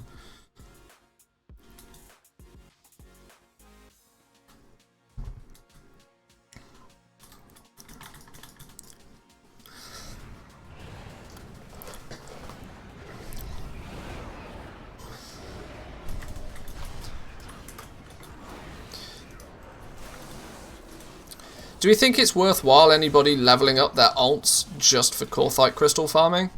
I'm intrigued to hear what people's opinion on that is. Do people think that the Korthite crystal farming on alts is going to be so lucrative in the first couple of weeks that it'd actually be worthwhile spending time to level up alts just so that they're, you know, Korthia ready?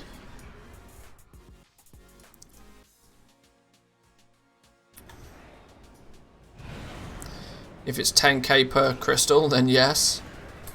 That's the thing, right? It's a fine balance between how much, you know, do you value your time.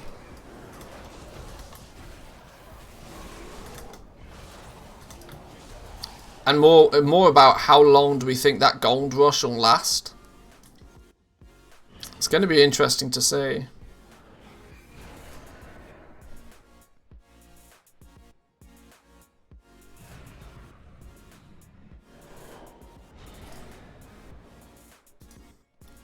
What else are you going to do in the game right now? I suppose that's also a valid argument. This is like I say, like all the people that are like, oh no, the anima mission takes too long to get set up. Well, what the fuck else are you doing in the game right now? You might as well get it done now, because you'll then be able to benefit from it from the rest of the expansion having done it. But if you don't do it now, and it becomes even more lucrative in patch 9.1, which it will, by the way, you're going to kick yourself for the fact that you then have to waste however much time it is getting it set up, and you'll miss the boat. Nobody likes missing the boat, because then you got to swim like a moron. The best way to not miss the boat is to be there nice and early, before the boat leaves.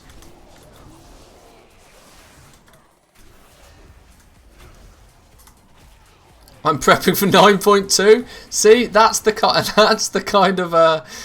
the dedication we need in here. All right, forget all this 9.1 business. Should have done that months ago. We got to talk about the real topics here. What's happening in 9.2? Getting ready for the next expansion? Exactly. Fuck this Shadowlands malarkey. Jesus. What renown do you get the last companion? 38. Don't have enough time for 9.1. Hey, prepping for 9.1? That's rookie numbers, that is.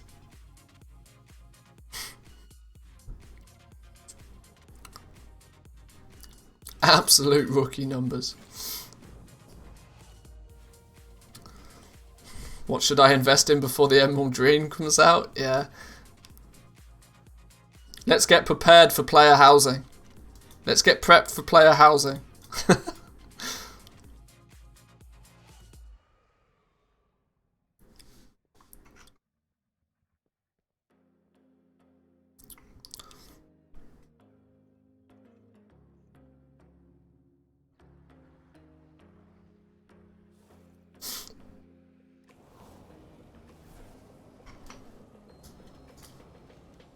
Tell me more, Jaina. Tell me more. Somebody's Bladestorm macro didn't work. Blizzard should admit that they missed 9.1 and we're actually waiting for 9.2. Oops! You mean you guys haven't been playing 9.1 for 3 months? Didn't we release that one? Did we forget to click the go button?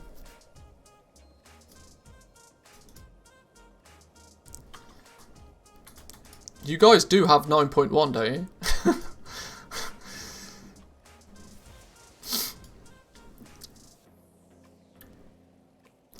Ah, the memes. The memes.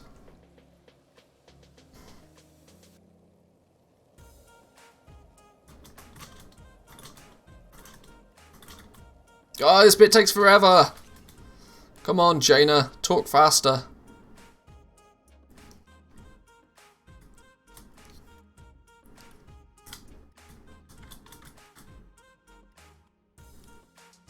Apart from all the memes, I can't wait for the 9-1 story. I find it so difficult to keep up with the storyline in this game. I'm not like... I guess, whilst technically I'm very boomery in many ways, one thing where I am very zoomery is the fact that I can't do this drip feed content business. Like, this is the reason I don't watch TV, and if I watch TV, I'm watching Netflix, which I know you could argue is not really TV. But the reason being is because if I want to watch a series, I need to sit down and I need to watch that series. And I chain watch it like a motherfucker, right? Having this drip-fed content, it goes in one side and comes out the other. By the time that, like, this episodic-based TV thing is why it really annoys me when Netflix drip feeds you content. I'm like, go away, I'm paying you a monthly subscription so that I can binge watch all your stuff. Don't be drip feeding me that bullshit. And I feel the same with the storyline in WoW. It all ties back to the fact that unless I just do the entire campaign in one go, I've got no idea what's going on, ever. Because A, I probably am not paying that much attention to what's going on in the first place. Secondly, you know, you don't read a book 1 chapter a week, do you? It's kind of like, it's just not, it's not an easy way to read a story. For good reason, right? Brains have got other things to be thinking about.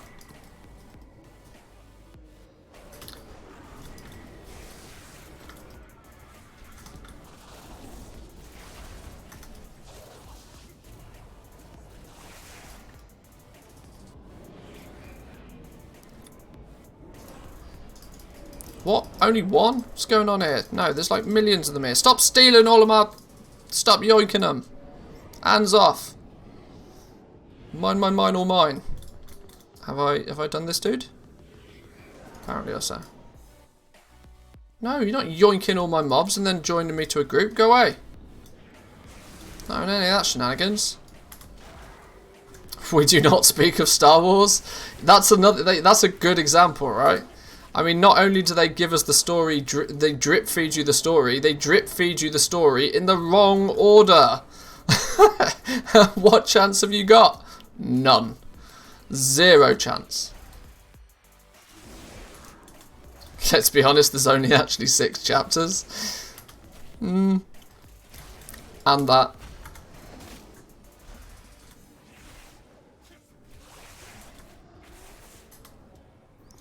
It's why you have to watch Tarantino films 3 times over. The first time you know, get a grasp of it. The second time you're trying to piece it all together in the right order. The third time you watch it, you actually start to appreciate it for the, you know, for the piece of art that it is.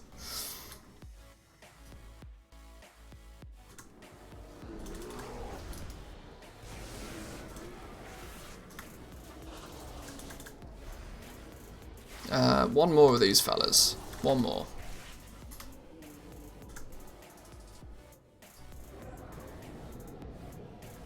Now the big dude, right?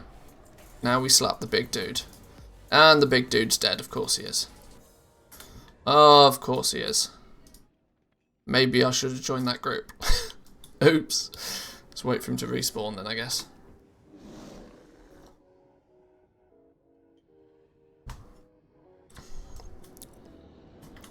Alright, we'll pew pew you while we're waiting.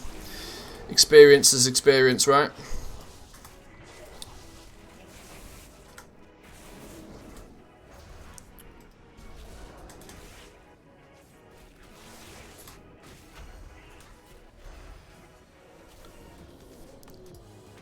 Where's this big fella at? Can he hurry up?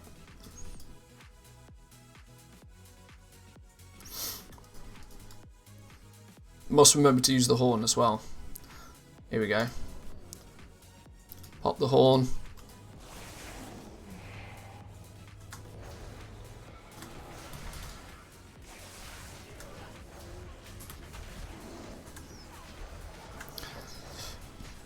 Oh no, horror boss introduction, been there so many times.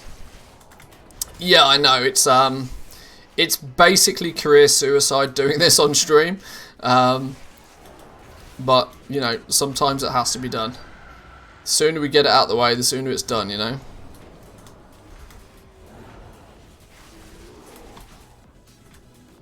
And luckily we're a druid, so for the most part it doesn't take too long. But yeah, I feel ya. I feel ya. Have I? There we go.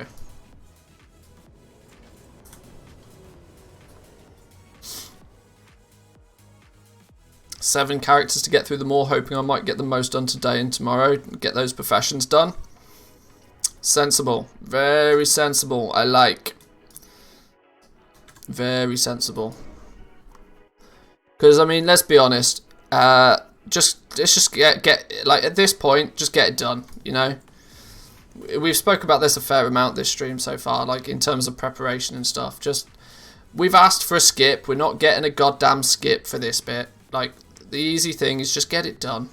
Whether it takes you, you know, 40 minutes now or 30 minutes later, just get it done now. Because once it's done, you can forget about it.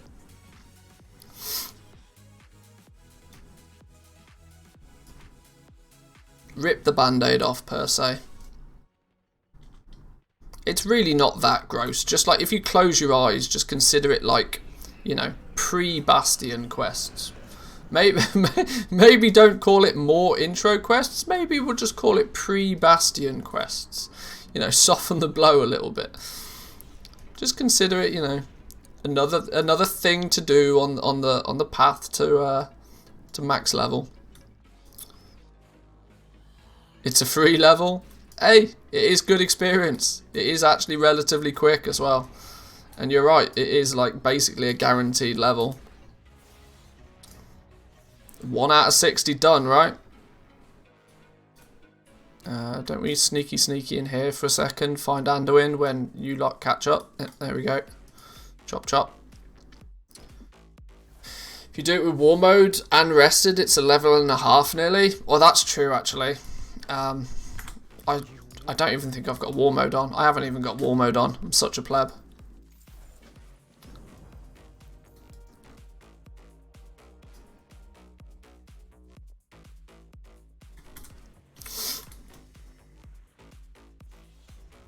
Two servers ready, working on a third, but 0 professions there. Yeah, I want to be... My goal is to be, quote-unquote, fully set up on Tauren Mill for patch 9.1. My definition of fully set up is I want all of the legendary crafting professions to at least rank 3, which at this moment in time is going to be a bit of a tall order. But I want everything to at least rank 3, because that means I can, you know, be diving into Korthia and in theory at the very least crafting rank 5s. I at the same time would like to have the mission table on the 60s ready and up and running, because you know, the more mission tables the better. I would also like on Turin Mill to have a couple of million gold in the bank as liquid. Now the sensible one in me says that I should probably invest in things that I know are going to go up in price, but sometimes it is possible to over-invest. Sometimes just having liquid gold so you can react to whatever changes you didn't foresee is a better use of your gold than investing it. Which is why I want at least a couple of million gold just ready, just sat there waiting for me to spend it on something. I went into Shadowlands feeling bankrupt. I went into Shadowlands with only 1.4 million gold. And I regretted the fact that I did that. So I need more liquid gold going into patch 9.1 on this new server. Of course, I've still got like, I don't know, 15, 20 mil on my main realm. So we did alright out of patch 9.1. But in theory, if I'd have had more gold to go into patch 9.0 with than just 1.4 million, instead of being on 20 million right now, I could quite easily have been on 60 to 80 million, I reckon. So the lost opportunities by not having enough liquid gold in the first place, in my eyes, were pretty high.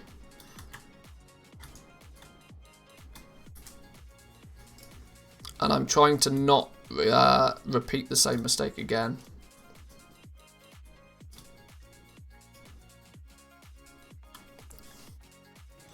Ran 28 characters through the More intro quest in the first few months. Box ticked done. Man, I mean, doing it 28 times, that's an achievement. I'm not gonna lie. That is an achievement and a half. I don't envy you doing that. But yeah, like you said, you know, box is ticked. It's done. Are you going to feel a bit silly if they introduce a skip? Sure, probably. But you've been able to take advantage of having 28 characters at level 51. So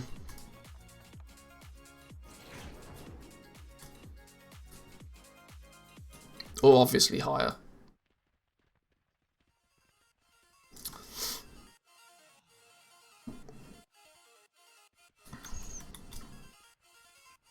Do I have more keys? I do have more keys.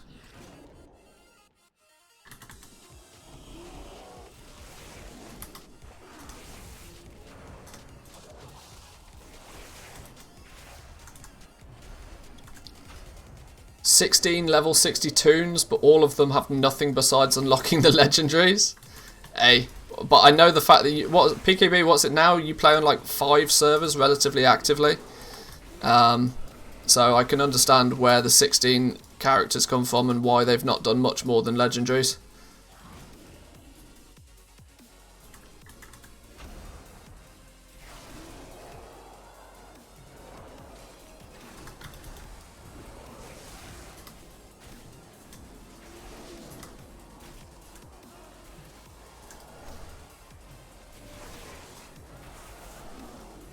Playing on 6 currently. Oh, there we go. There's your good reason. There's your good reason for not having done much more than, you know, the basic, the default.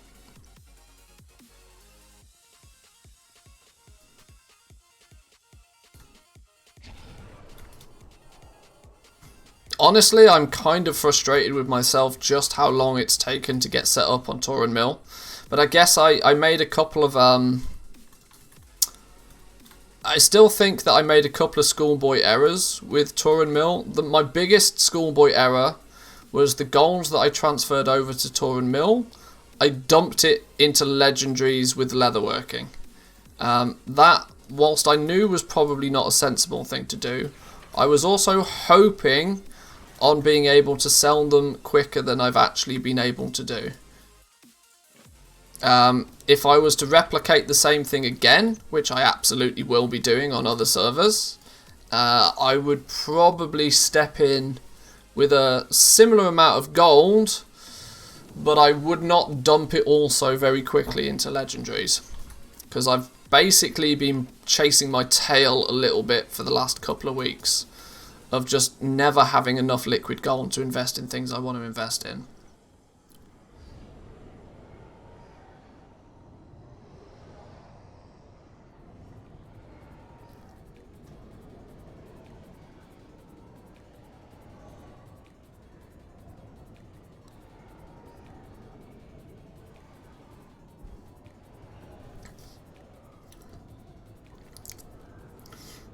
I'm okay having 200,000 of every material waiting for 9.1.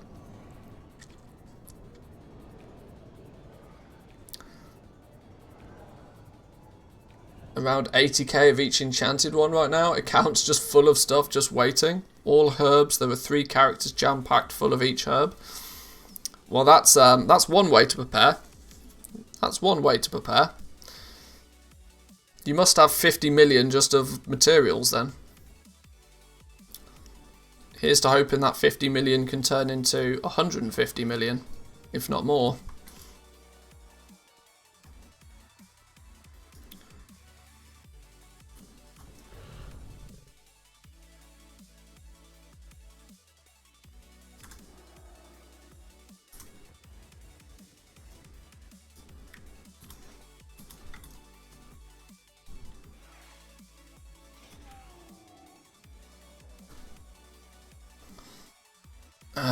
Oh, we've got the pick up the weapons bit.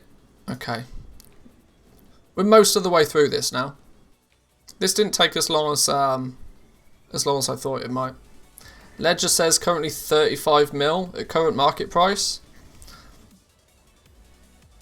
You should be. I mean, I would imagine then with that much stockpiled, with the amount that. You'll probably win on some of those, you'll probably lose on some of those, but that 35 mil, you should probably very comfortably be able to turn it into 70 without spending a single penny in 9.1. Outside, well, your only downside to that is the 35 million that you've invested currently. You'll probably actually have to invest another 35 million to fully utilize it all, because of course the one defining factor will without doubt be Korthite crystals.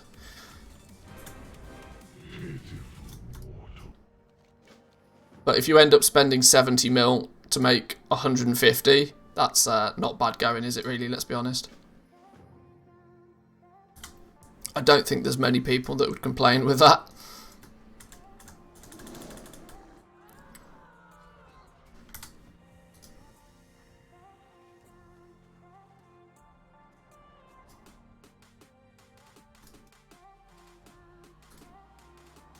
Never a weapon when you need one.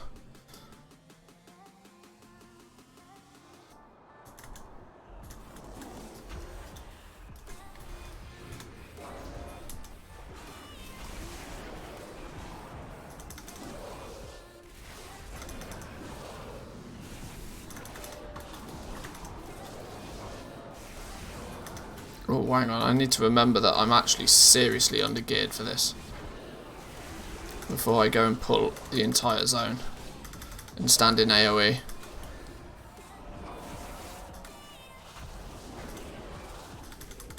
Please don't die, please don't die. I think we're good, we're all good. Let's pew pew you, you're annoying me.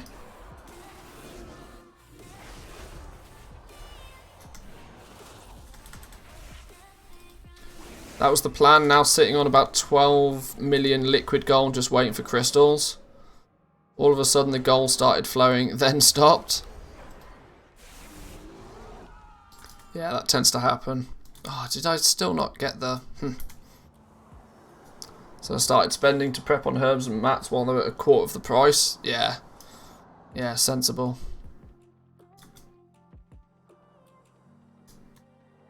This is the stage I wanted to have really put myself in for patch 9.1. The problem is that I just wasn't on a big enough server to grow that fast. I mean, I made 20 million pretty comfortably, whilst also taking like the best part of 6 weeks off goal making completely. Probably even more than that. In fact, by this point, the amount of time I've probably only played on Sylvanas actively for a couple of months out of the time. I've been doing other things. So I made 20 mil pretty comfortably, but I got to the point where I felt that I was saturating the market almost. I got to the point where things were getting kind of there wasn't any more room to grow, other than just, you know, doubling the amount of time I invested to not double the return, which was in my eyes counterproductive. Hence why I wanted to you know, expand onto bigger realms, because there's more headroom to grow on bigger realms. And eventually to why we'll probably end up on the NA servers as well, because, you know, there's some of those NA realms, my god, they look absolutely ripe for the taking.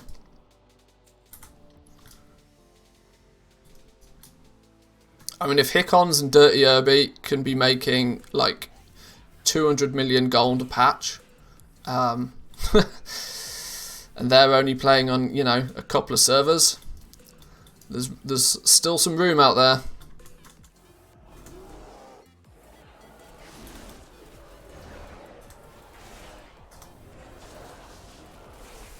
Mind you, I'm in all markets, not just Legos, pots, flasks, food, missives, tomes. Yeah, I mean, that is the best way to do it for sure, as long as you can maintain, you know, a good return. Hickons is on like 6 realms. There's still plenty of room over there.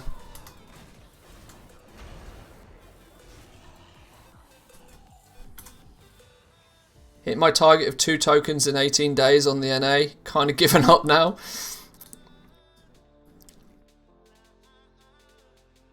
Yeah, my NA adventure will be a fun one. I just haven't decided exactly when I'm going to do it. I think I need one more big patch. One more big explosive patch. So let's see if 9.1 can deliver some good numbers. And then we'll venture further afield. Kind of crazy how NA realms are. Hickons never really min-maxes goal making, and only does his goal making in between dungeon runs, but still makes ridiculous gold. Yeah, even the cancel scan meta doesn't seem to be as prolific over there. I don't know whether it's just a luck of the draw being on the realms, on the servers that he plays on, but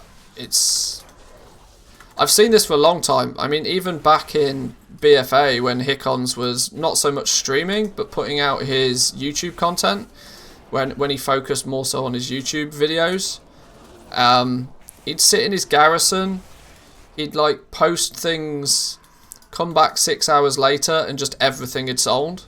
And we were talking about, like, you know, raid BOEs and like all sorts of like high value high ticket items.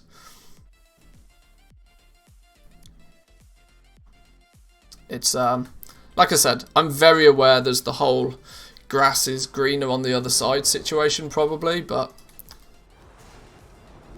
I need to keep track a little bit more of how Lazy's doing. Does anybody know how Lazy's doing on NA?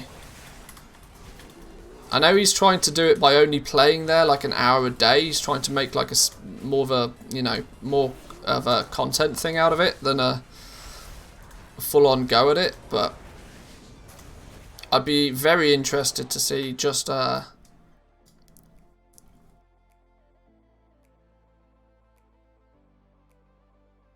his challenge. A bit slow, to be honest.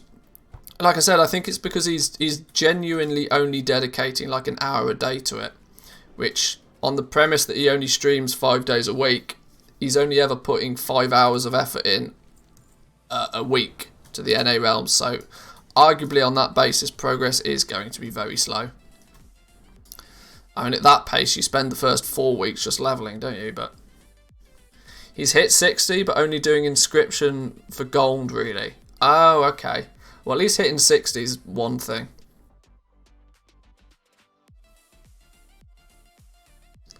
Oh, plus he's doing TBC, isn't he? Yeah, of course. That's probably going to slow things down a touch. I guess there's not many people even playing retail right now, is there? Become invisible. Come on, Jaina.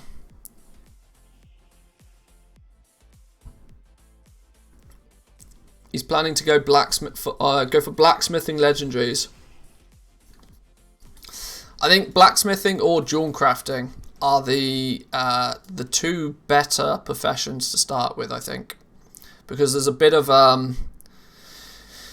there's a bit of flavour to them, right? Blacksmithing, you've got the Shadowghast ingots, which still technically is just simple maths, but the fact that you're relying on being able to get 4 different materials, or 4 different ores, at all of them at competitive prices, means that if you're able to do that, I mean, there's almost always a situation, right, where one of the zone-specific ores is considerably more expensive than the other.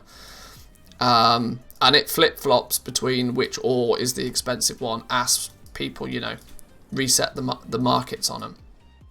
So at least with blacksmithing, if you if you play the long game and you buy the ore as and when you know that it's at a good price, and eventually you'll have bought all 4 ores to which then you can make your Shadowghast ingots at a competitive price, then you've got a really good chance of squeezing out just as much profit as possible from blacksmithing. And there's a similar thing with jewel crafting in terms of the prospecting, that if you can utilize everything that you get from prospecting, you know, put Lay Strike in, take legendaries out, and if you can return, if what goes on in the middle is profitable, and you can calculate it, you'll do well with jewel crafting as well. And the fact that with jewel crafting, there's only actually 2 slots that you need to focus on. It's pretty easy to, you know, max it out at an equal rate.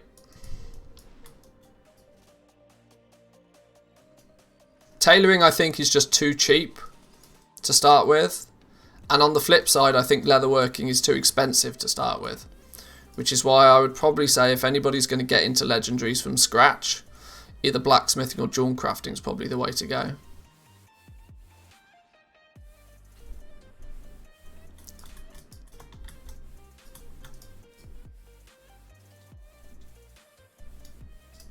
Oh, now we've got the pointless stand here and fill the bar quest, yes. Because nothing we do in this quest has any relevance on the completion of the quest.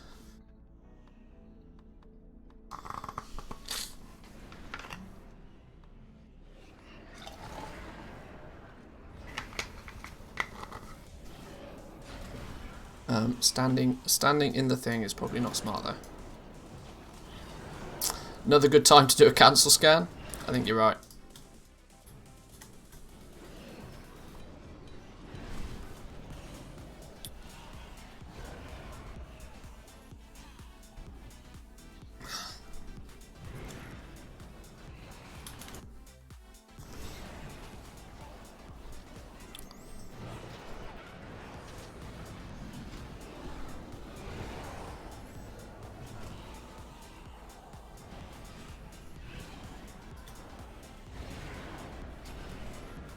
Where is the cancel scan button?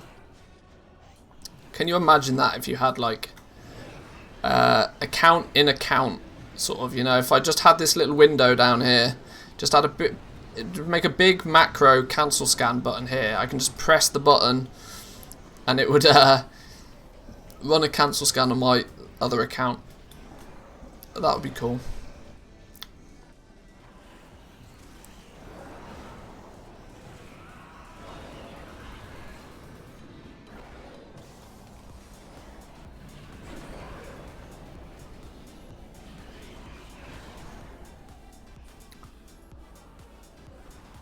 Oh, I'm talking about for the Twitch.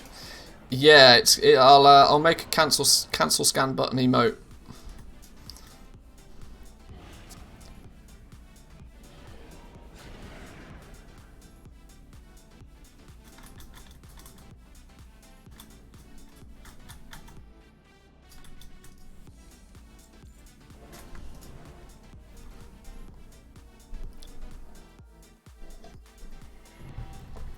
Boom. Now, do we go Threads of Fate or do we go campaign?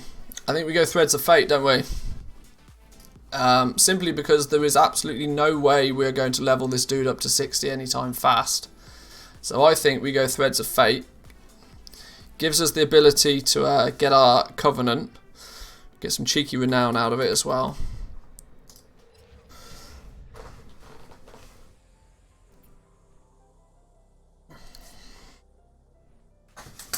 Let me just ever so quickly. Oh, I've got my list of emotes that I want to create.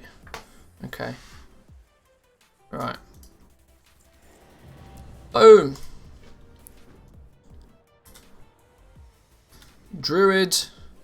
Farming Druid in Shadowlands. There we go. Let's get him inside.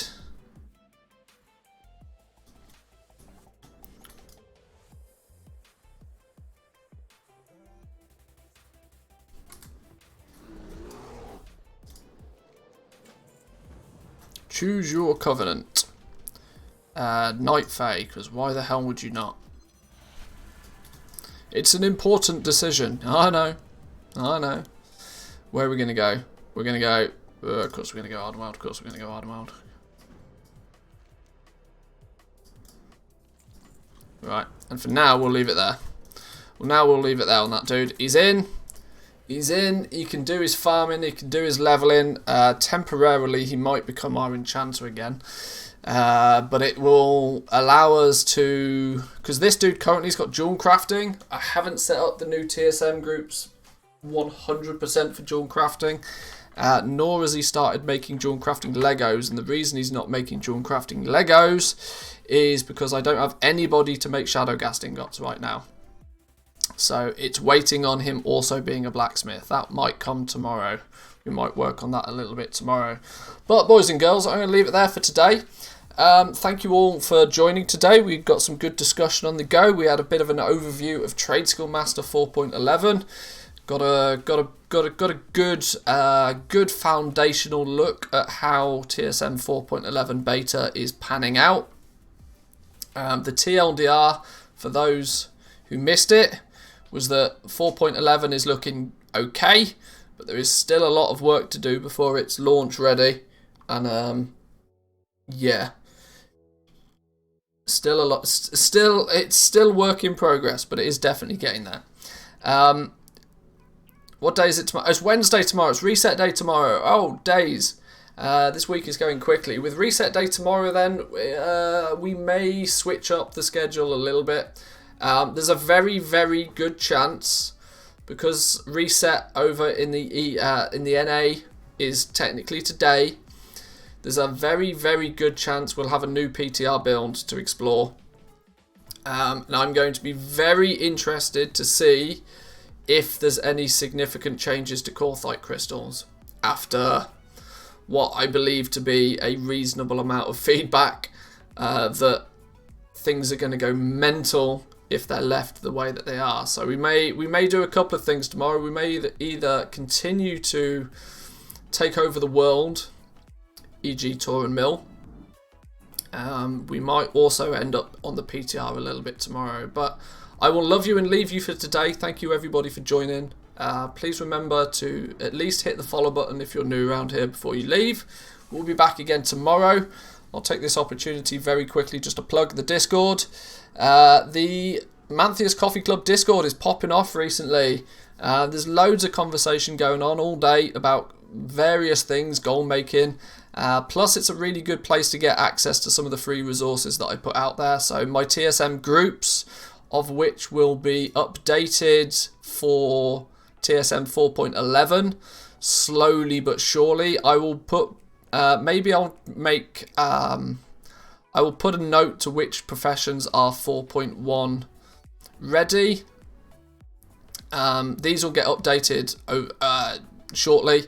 There's also the Shadowlands cheat sheet that is relatively well known at this point. If you're getting into legendaries, if you want to get yourself prepared for 9.1, if you're just into goal making generally, the Shadowlands cheat sheet has been very helpful to people, or at least people tell me it's been very helpful. even going over some simple things like optional reagents for patch 9.1. What are they going to cost? Which are the cheap professions? Which are the expensive professions? There's a bunch of good stuff in the cheat sheet. This is linked in the Discord as well. So if you're not already, jump over to the Discord, say hi in the Star Schmucks channel. If you happen to be a Twitch subscriber, there's the Coffee Club channel, which is for Twitch subscribers, and also Patreons get access to the Coffee Club, where we talk about a few more in detailed things. The likelihood would be that if I was the true gold making secrets go on in the Coffee Club, but there we go. So yeah, enjoy the rest of your day. Happy gold making. We'll be back tomorrow. Enjoy the rest of your day, boys and girls. I'll catch you next time. Peace.